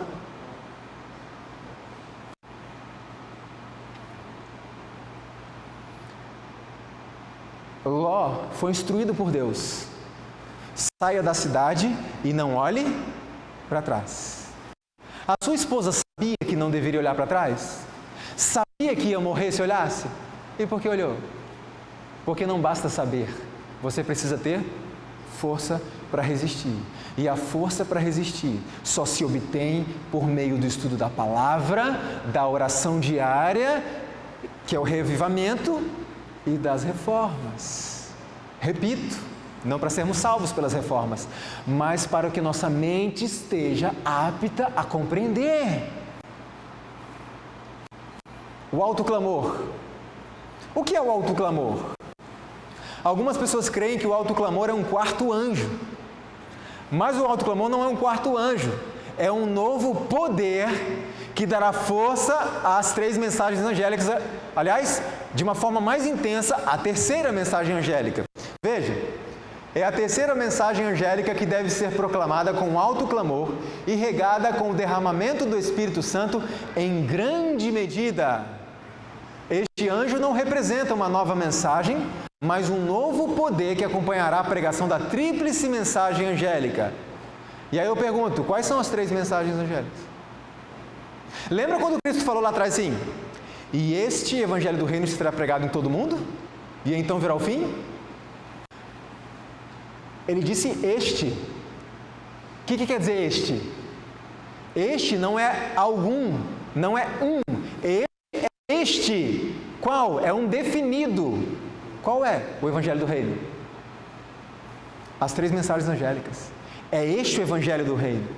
Quais são? Temos que pregar. Quais são? A primeira mensagem angélica fala a respeito de juízo. A segunda mensagem fala a respeito do quê? Da queda de Babilônia. E muitas vezes temos que tomar cuidado, Porque como indivíduos, às vezes nos envolvemos tanto com as coisas de Babilônia, que nós não percebemos que é Babilônia. Terceira mensagem angélica. Qual que é? Fala a respeito de adoração. O cerne do grande conflito. Vamos recapitulá-la. Seguiu-os o terceiro anjo dizendo, com grande voz: se alguém adorar a besta e a sua imagem, receber o sinal na sua testa ou na sua mão, também este beberá do vinho da ira de Deus. É uma mensagem de adoração. A adoração nos lembra o sinal de Deus, que será colocado sobre os que o adorarem. E o sinal de Deus nos lembra o quê? O sábado. Então, qual é a terceira mensagem angélica que deve ser proclamada com alto clamor? O sábado. E muitas vezes, irmãos, eu fico tão triste, porque muitas vezes a gente tem medo de pregar muito abertamente sobre a verdade do sábado. Só que a verdade do sábado é o selo de Deus que irá diferenciar o grupo dos salvos dos perdidos. Eu posso pregar o que for. Se eu não pregar isso, as pessoas serão enganadas.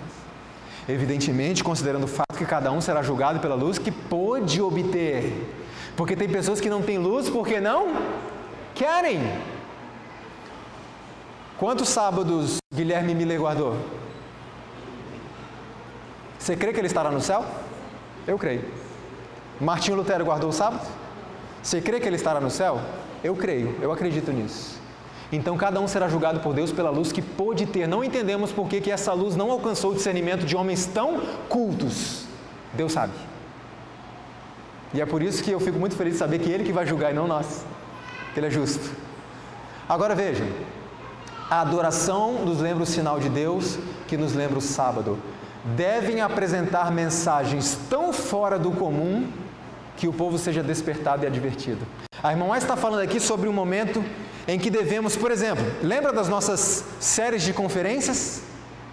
Lembra, pastor, quando a gente instalava tendas em cidades sem a presença adventista e passávamos 40 dias ali todas as noites pregando o Evangelho? A irmã White fala, precisamos fazer isso.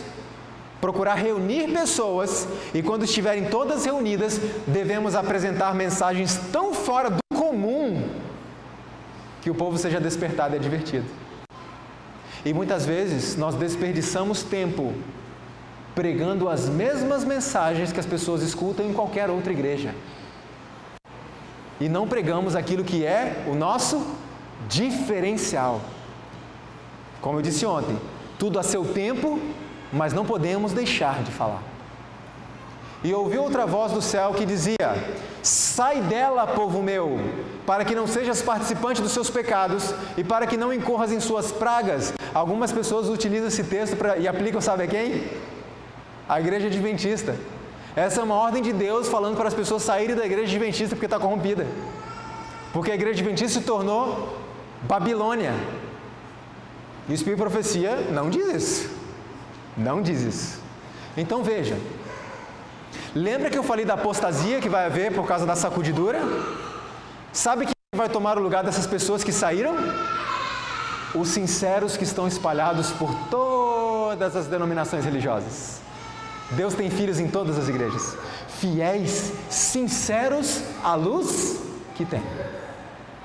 E quando vier este clamor final, vai ser a última chamada de Deus. Filhos, saiam de Babilônia e venham para o meu aprisco. Elas sairão de lá, virão em massa para tomar o lugar daqueles que deixaram as nossas fileiras.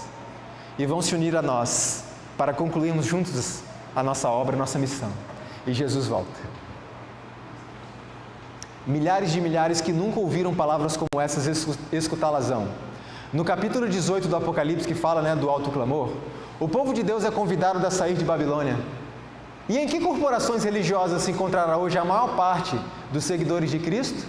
Sem dúvida, nas várias igrejas que professam a fé protestante. Apesar das trevas espirituais e afastamento de Deus prevalecentes nas igrejas que constituem Babilônia, a grande massa dos verdadeiros seguidores de Cristo encontram-se ainda em sua comunhão. Você prestou atenção no que você leu agora? Você prestou atenção na seriedade desse texto? Aqui está dizendo, irmãos, que a grande maioria dos fiéis seguidores de Cristo não estão aqui ainda. A grande maioria está lá fora. E como vimos ontem, por que Deus não permite que esse povo venha de uma vez? A irmã White diz, por causa das pessoas na igreja que nunca se converteram, ou aqueles que se converteram e voltaram atrás, e que seriam uma má influência para essas pessoas. Então Deus não deixa. Segura aí, por enquanto. Irmãos, esse texto dói muito o meu coração, porque fazendo um cálculo simples, eu sou levado a concluir que se a maioria dos cristãos fiéis, verdadeiros filhos de Deus, ainda estão lá fora, significa que aqui dentro, a minoria se salvará. E eu pergunto, por quê? O povo de Israel foi a mesma coisa. Ainda que o número dos filhos de Israel seja como a areia do mar, diz a Bíblia, só um remanescente que será salvo. Irmãos, temos tanto conhecimento e tanta luz. Por que só um remanescente será salvo? E aí vem a questão, fazer parte desse pequeno grupo, esse pequeno povo muito feliz, não é uma imposição arbitrária do Senhor. Quem decide é você e eu. Está em nossas mãos essa decisão.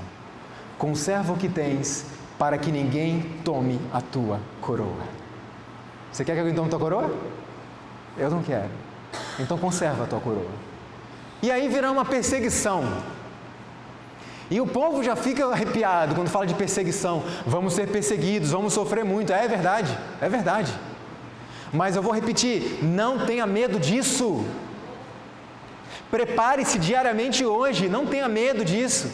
Tenha medo do hoje. E por que nós vamos ser perseguidos? Veja, e também todos os que piamente querem viver com Cristo Jesus padecerão perseguições. Ninguém pode ser fiel aos princípios sem despertar o quê? E a oposição começa às vezes no lar, sim ou não? Quando você quer seguir a Cristo piamente, é a palavra, você vai despertar oposição. Às vezes no lar, às vezes no trabalho, às vezes na família em geral e às vezes na própria igreja. Irmãos, isso é certeza. E a irmã White diz o seguinte, sabe por que a perseguição parece adormecida? Em minhas palavras, porque nós não representamos ameaça para ninguém. E ela diz assim, haja um reavivamento entre nós, e os fogos da perseguição se reacenderão. Por que ninguém está perseguindo ninguém? Porque não estamos vivendo piamente em Cristo Jesus. Porque não estamos tomando uma posição ousada em prol da verdade, como dissemos ali, como lemos ali. Quando isso acontecer, e já está prestes a acontecer, o reavivamento verdadeiro, a perseguição vai retomar. E falando de reavivamento verdadeiro, Satanás sabe que está vindo o reavivamento. Sabe por quê? Sabe como é que a gente conclui que ele sabe disso? Porque um dos enganos que ele traria para atrapalhar o reavivamento verdadeiro era trazer um reavivamento falso. E eu pergunto, olha para o meio religioso cristão em geral, já existe um reavivamento falso? Há quanto tempo? Décadas. Isso significa que o verdadeiro está chegando. E para participarmos dele, estudo da Bíblia, oração, reavivamento e as reformas. Por que os fiéis serão tão odiados assim? Mas que coisa estranha. E eu conversando com um colega meu do trabalho, eu falava, rapaz, vai ter um decreto aí, vão querer matar as pessoas que não aderirem a esse decreto. E ele ria de mim, achava engraçado. Eu falei, não, segura aí, você vai lembrar disso. Se você quiser saber um pouco mais, a gente vai conversar.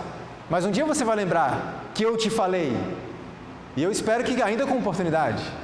Agora veja, por que a gente vai ser tão odiado? Nós temos direitos humanos. Irmãos, será uma questão de religião? A discussão é religiosa? Não, nunca foi. Assim, né? Em essência ali, não é religiosa.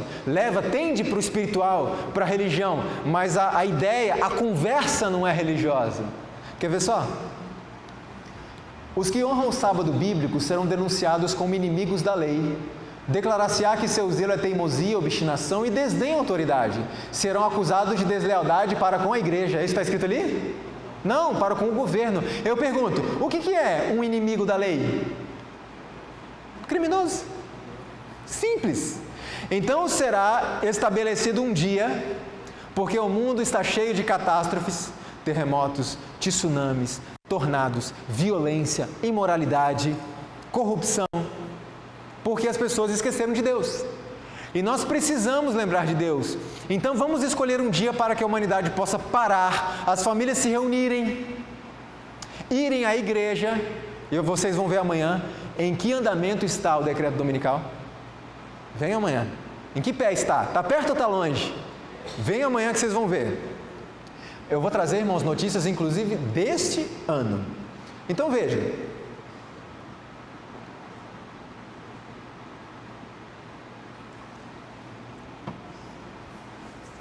Todos vão se unir nisso. Aliás, não vão se unir, né? Amanhã eu vou mostrar para vocês. Já estão unidos. As outras igrejas já estão unidas. Se você está esperando o ecumenismo, a união das igrejas como uma profecia do tempo do fim, já aconteceu. Eu vou mostrar amanhã, inclusive por meio de documentos assinados entre denominações. Então veja só que interessante. Todo mundo vai se unir por essa causa. É uma causa bonita ou não é? Linda! Mas só um pequeno povo teimoso, você e eu, não vamos aderir a isso. Por quê? Porque não importa os êxtases, os sentimentos. Jesus não está naqueles que desrespeitam a sua lei. E nós vamos ficar ao lado da lei de Deus, a adoração ao Senhor. E aí eu pergunto a vocês, vai ser fácil ou difícil odiar a gente? Mole, mole. Muito fácil odiar esse povo que não quer ajudar a acabar com as tragédias. E nós seremos criminosos, pessoas que não obedecem à lei. Por isso seremos jogados na cadeia. Depois muitos sofrerão a morte. E aí? É isso. Não é uma questão religiosa, é uma questão social, civil. Olha só. Virá então o decreto dominical, temido o decreto dominical. Amanhã eu vou falar um pouco mais em detalhes, eu não vou falar muito hoje. Mas veja o que diz a palavra de Deus. A todos faz que lhe seja dada certa marca sobre a mão direita ou sobre a fronte, para que ninguém possa comprar ou vender, senão aquele que tem a marca. Já falamos sobre isso. A fim de se fazerem populares e conquistarem a simpatia do povo, os legisladores hão de ceder ao desejo deste de obter leis dominicais. Olha que informação interessante. Por muito tempo eu acreditei que a lei dominical ia ser estabelecida ali pelos nossos governantes e imposta ao povo. E eu percebi que não vai ser bem assim. Sabe como é que vai ser? O povo vai exigir isso. O povo vai pressionar os governantes para que assinem essa lei, decretem essa lei. E eles, para se manterem populares, simpáticos ao povo, eles vão ceder ao desejo do povo de obter leis dominicais. Ou seja, irmãos, se você está pensando que quando vier o decreto, até o povo aderir a isso, o povo ser convencido disso, vai demorar. Irmãos, é o povo que vai levar os legisladores a fazer isso e não o contrário. E isso já está acontecendo. Já está, amanhã eu vou mostrar para vocês. Já está acontecendo, só falta uma canetinha. Vem amanhã. Em breve serão impostas as leis dominicais e homens em posição de confiança ficarão furiosos com o pequeno número do povo de Deus que guarda os mandamentos. Você e eu. Eles vão ficar furiosos contra nós. E eu repito, não tenha medo. Busque a Deus agora. Tenha medo do que estamos fazendo com a nossa vida hoje. Quando chegar esse momento, não tenha medo. Estaremos preparados se estivermos buscando a Deus hoje. E furiosos, eles irão decretar a morte. Eu pergunto uma coisa para vocês. Quando vier o decreto de morte que o Apocalipse 13 define desta forma, e lhe foi dado comunicar fôlego à imagem da besta para que não só a imagem falasse, como ainda fizesse morrer quantos não adorassem a imagem da besta.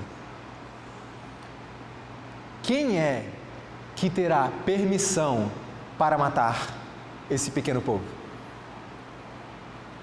Alguns podem pensar assim: policiais? O exército, de repente? Não, nem policiais só e nem exército só. Sabe quantos? Vinham escrito exemplares do qual foram espalhados nas diferentes partes da terra, dando ordens para que se concedesse a quem? Todos! Todo o povo terá autorização para fazer o quê? Liberdade para matar os santos. Irmãos,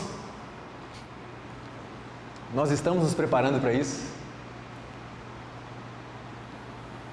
Nossos programas, cultos, congressos, eventos, campais, reuniões de pequeno grupo, estão nos preparando para isso? Porque muitas pessoas, irmãos, quando esse dia chegar, vai olhar para você e para mim e vai falar assim: você não me falou disso. Estamos nos preparando para enfrentar essa pressão, irmãos? Qualquer pessoa estará autorizada a matar você e a mim. E isso não é novidade nenhuma, sabe por quê? Lembra dos valdenses? Mate um valdense e você pode ficar com o sítio dele.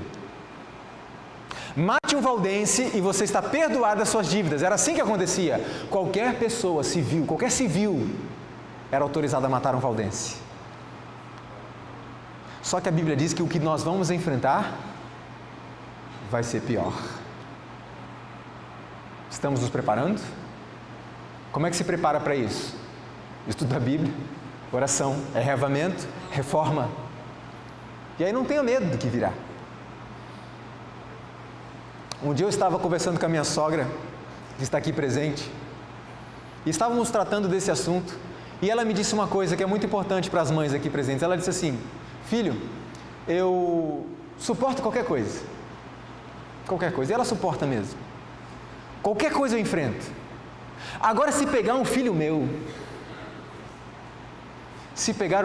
eu não sei o que eu faço. Eu não sei se eu vou suportar ficar ao lado da verdade se pegar um filho meu. E eu quero dizer para os pais aqui presentes o mesmo que eu disse a ela. Um texto que nos dá uma alegria, uma esperança tremenda, que a irmã White escreveu, inspirada pelo Senhor, que diz assim: a coragem dos mártires nos será concedida quando for necessário.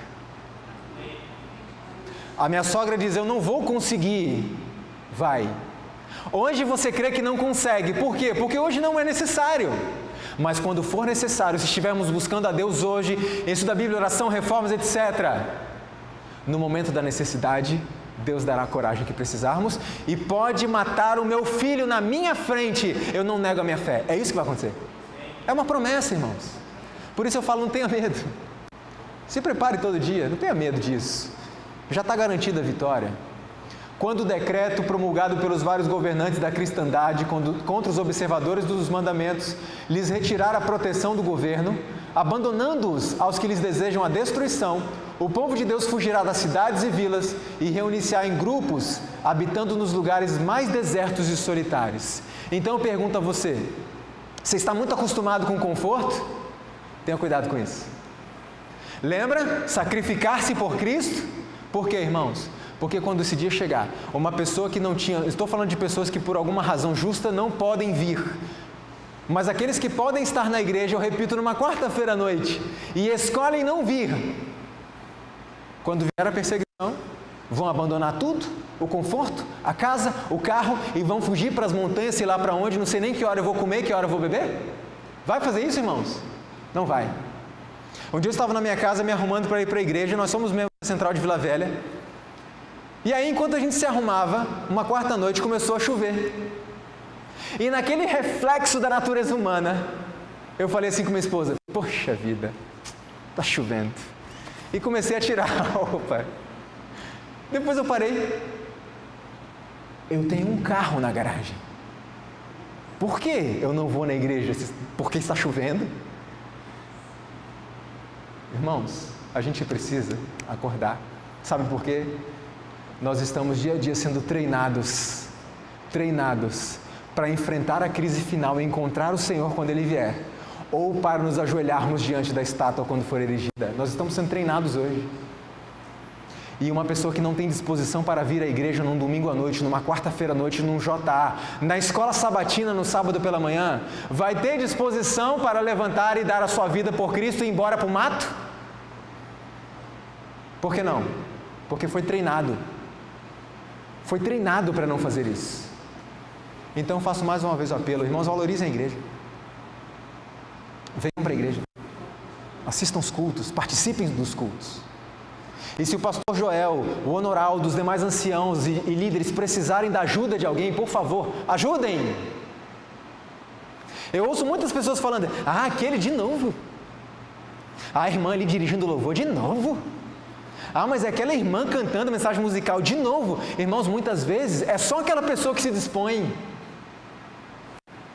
Então se disponha para a igreja, para os líderes. Pastor Joel, o senhor precisa do quê? Estou aqui. Olha, eu só preciso que você venha ao culto na quarta-feira.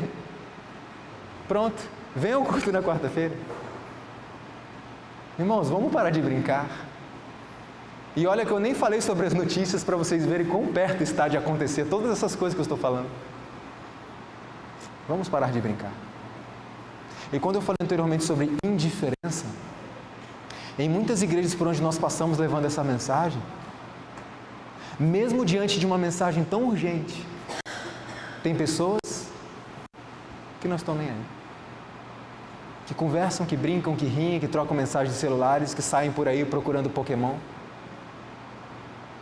Irmãos, o que está acontecendo com o nosso povo? O tempo está acabando. Veio a multidão dos ímpios cheios de ira. Olha só a promessa. E atrás uma multidão de anjos maus compelindo-os a matar os santos. Isso quando for decretada a morte. Antes que pudessem, porém, aproximar-se do povo de Deus, os ímpios deveriam passar primeiro por uma multidão de anjos poderosos, e isso seria impossível. Lembra que eu falei várias vezes? Não tenha medo do que virá. Tenha medo do que você e eu estamos fazendo com a nossa vida hoje. Porque Deus já proveu tudo. O decreto de morte virá. Os anjos de Deus protegerão os filhos de Deus. Ninguém será morto depois do fechamento da porta da graça. Antes disso, a irmã White deixa clara: muitos serão mártires ao permanecerem em defesa da verdade. Por que o martírio? Por que Deus permite que um santo, filho dele, seja morto? Para testemunho.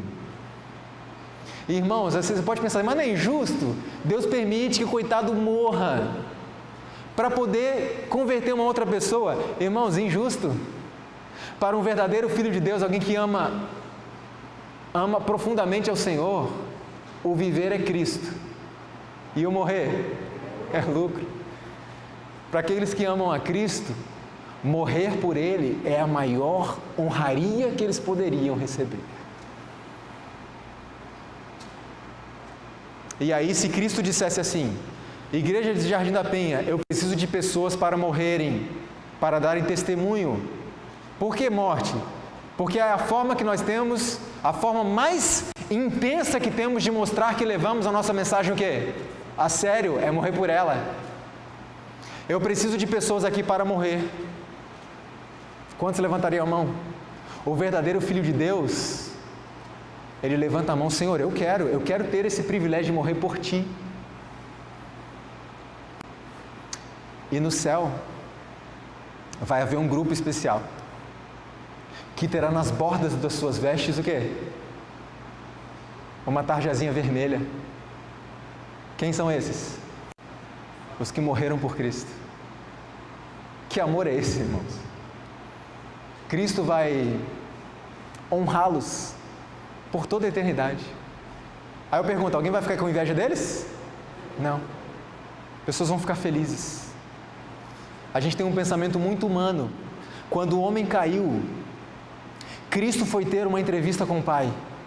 E por 3 vezes, está relatado na história da redenção, por 3 vezes Cristo foi conversar com o Pai.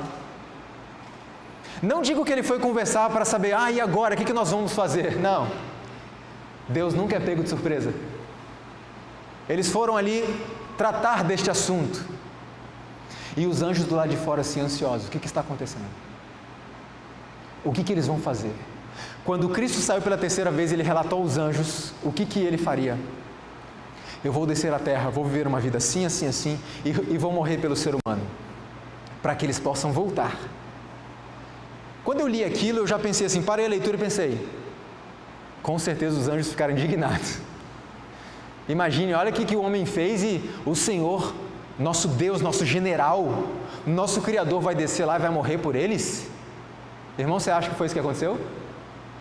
A morte diz que os anjos festejaram, se alegraram muito, porque foi, mesmo que o seu general tivesse que morrer, foi providenciado um meio para que você e eu fôssemos salvos. Sabe por que eles ficaram felizes? Porque os anjos nos amam muito. Mas é o teu líder que vai morrer, não importa, nós amamos vocês e queremos vocês de volta. E eu sei que o nosso líder vai morrer, mas ele vai ressuscitar. E você sabia que eles estão aqui agora ouvindo tudo que estamos falando? Estão sempre conosco. Irmãos, esse dia já está chegando. O dia em que a gente não precisa falar dos anjos e ficar imaginando, eles estão aqui realmente, mas a gente não consegue ver.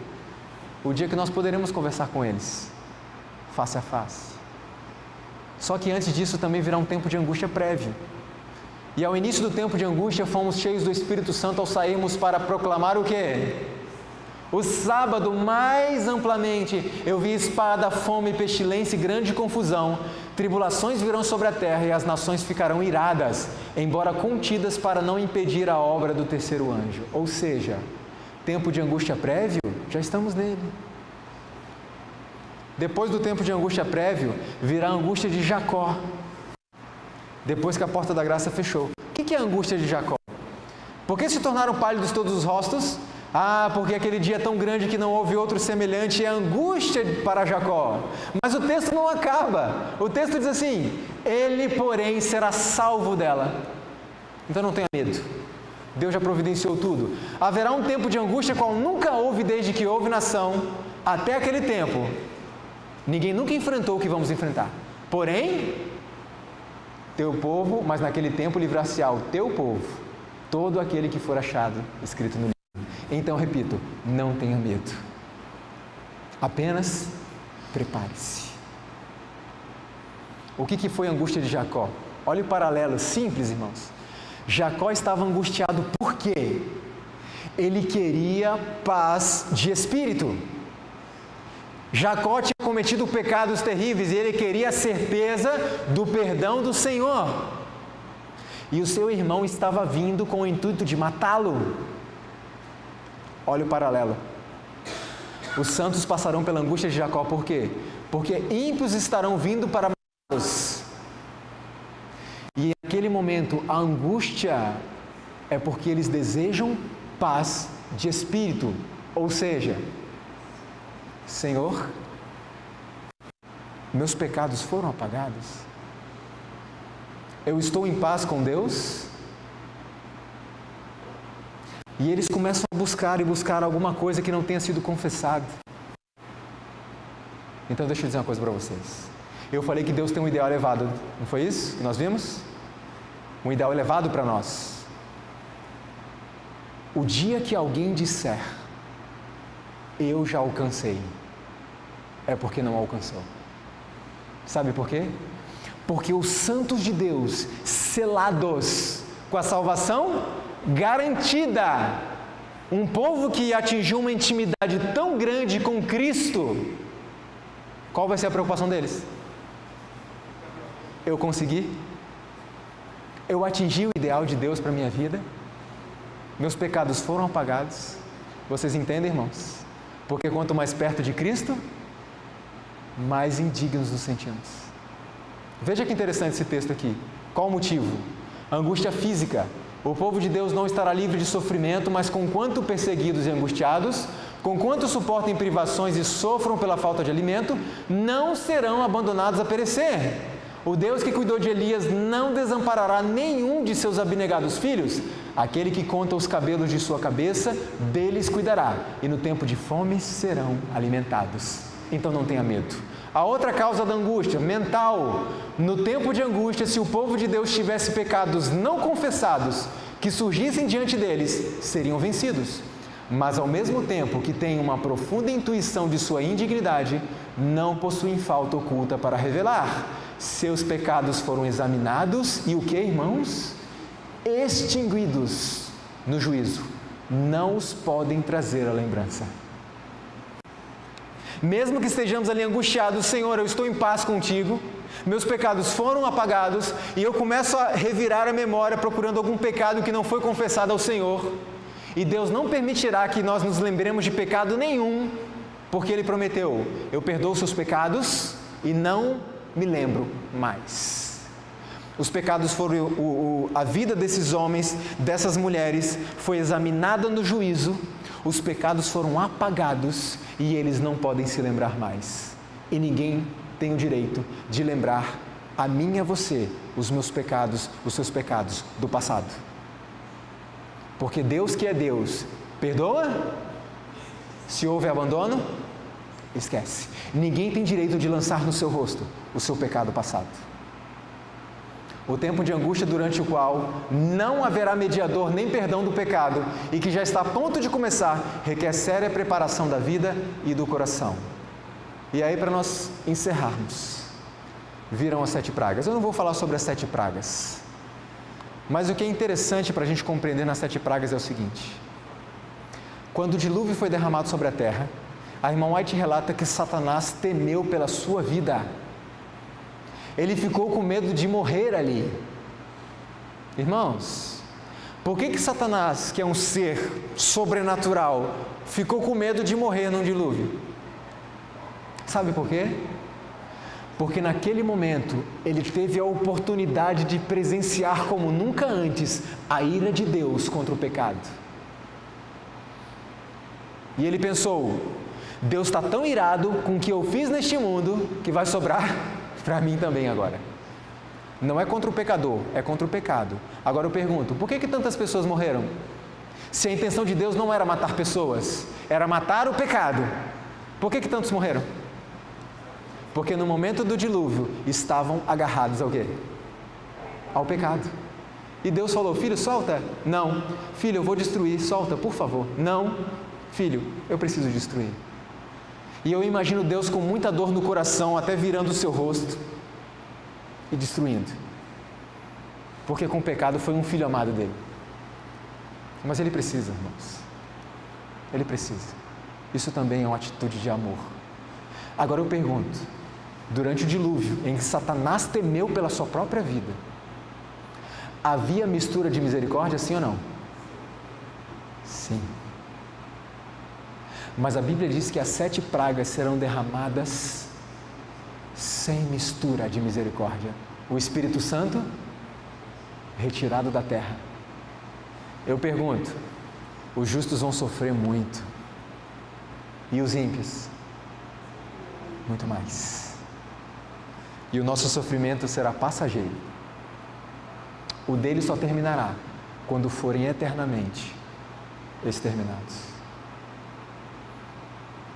Muitos dos ímpios ficaram grandemente enraivecidos por sofrer os efeitos das pragas. Foi uma cena de terrível aflição. Altos clamores de pranto eram ouvidos de todos os lados. O povo voltava-se contra os seus pastores, ministros, mestres, como vimos ontem, com ódio atroz, e os acusava dizendo: vocês não nos advertiram. E aqueles que nos avisaram a tal respeito, vocês disseram que eram fanáticos. Mas vi que os pastores, ministros, mestres não escaparam da ira de Deus. Seu sofrimento foi 10 vezes maior do que o do seu povo. Ah, irmãos, que coisa terrível. Não deixe que quando esse dia chegar, alguém vire para você e diga: você não me advertiu. Você me deixou viver como eu queria, dentro e fora da igreja, e não me disse nada. E agora estamos perdidos. As espadas que deveriam matar o povo de Deus são agora empregadas para exterminar os seus inimigos. Por toda parte há contenda e morticínio, chacina.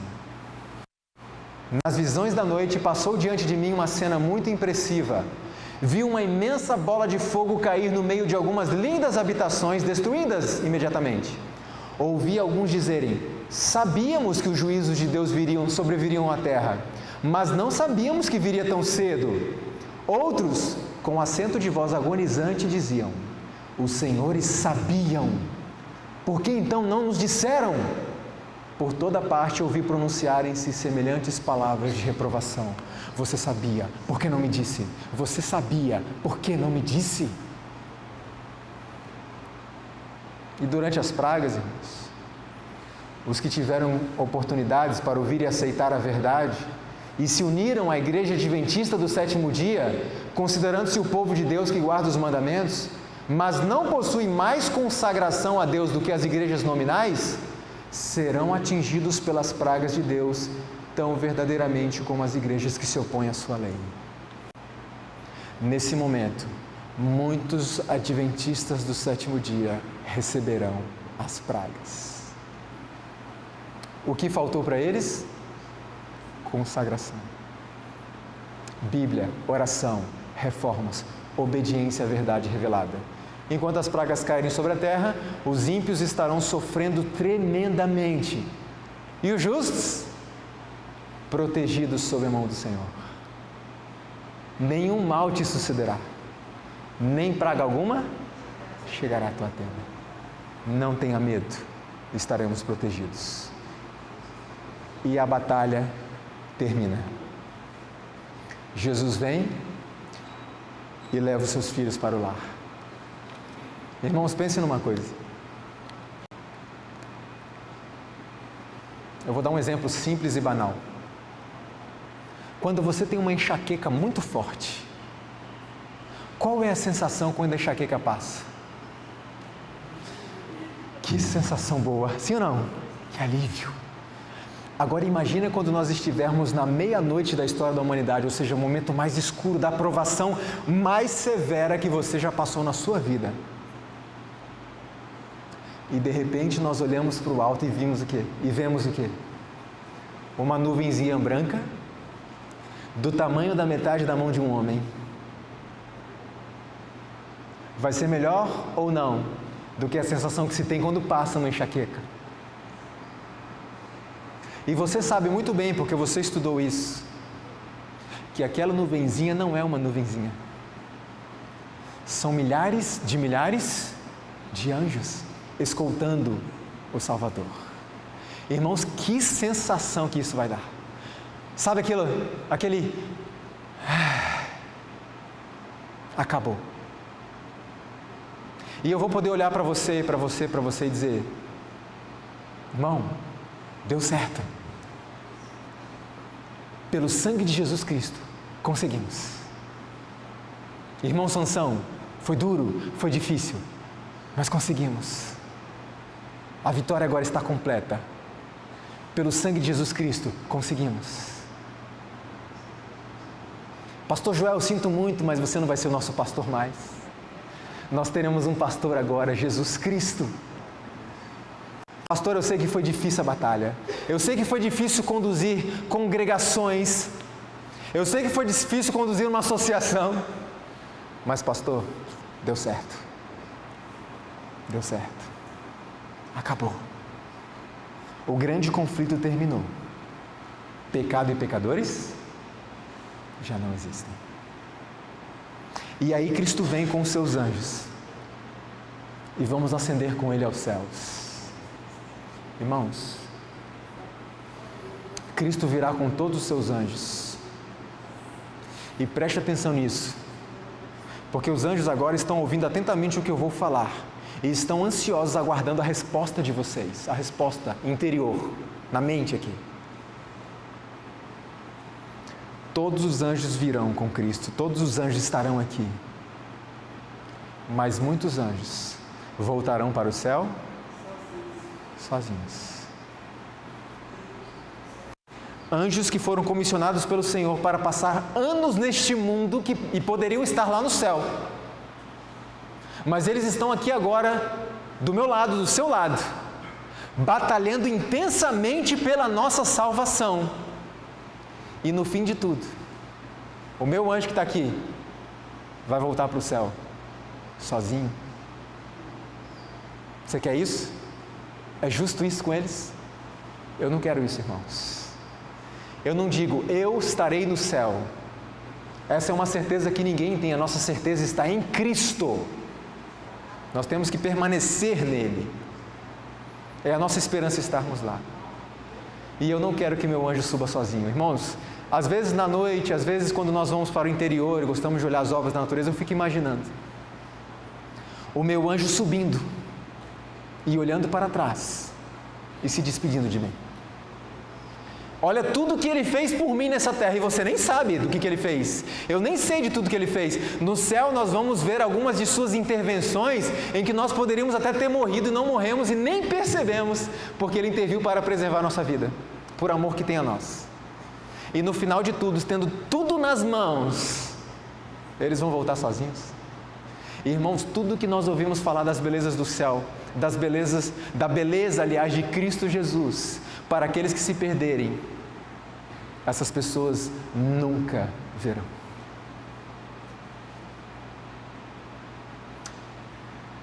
A Bíblia diz que Deus enxugará dos olhos, mas eu pergunto, quando? Você indo para o céu, passará 1000 anos investigando os livros e compreendendo porque o seu filho, porque o seu pai, porque seu cônjuge não foi para o céu. Eu pergunto, irmãos, isso vai nos entristecer ou não? Irmãos, isso vai nos entristecer profundamente, e principalmente porque neste momento nós estaremos vivendo um amor perfeito. Quando a cidade santa descer, os ímpios cercarão o acampamento do Senhor, com Satanás incitando-os a tomar a cidade. Não sei como será a cena, mas às vezes eu imagino que pode ser que eu veja alguém que eu amo muito do lado de fora. E quando você lê a Bíblia, você encontra o texto: então, ou eles enxugará dos olhos toda lágrima, depois do milênio. Depois do juízo final, depois da condenação definitiva de todos os ímpios. Então lhes enxugará dos olhos toda lágrima. Por quê? Investigamos os livros, a justiça de Deus foi vindicada diante do universo. Compreendemos plenamente, e agora Deus pode... Acabou, filho. O texto continua dizendo que a morte o quê? Agora eu pergunto, durante o milênio, ainda existirá morte, sim ou não? Sim. Depois que Satanás foi destruído, todos os ímpios, a morte diz que será o último inimigo a ser vencido. Aí sim, Deus enxugará dos olhos toda lágrima e a morte já não mais existirá. Esse dia está chegando. Está muito perto. E eu quero estar lá com você. Para isso nós precisamos nos preparar hoje. Repito, não tenha medo do que está vindo por aí. Se prepare a cada dia. Que o Senhor nos abençoe.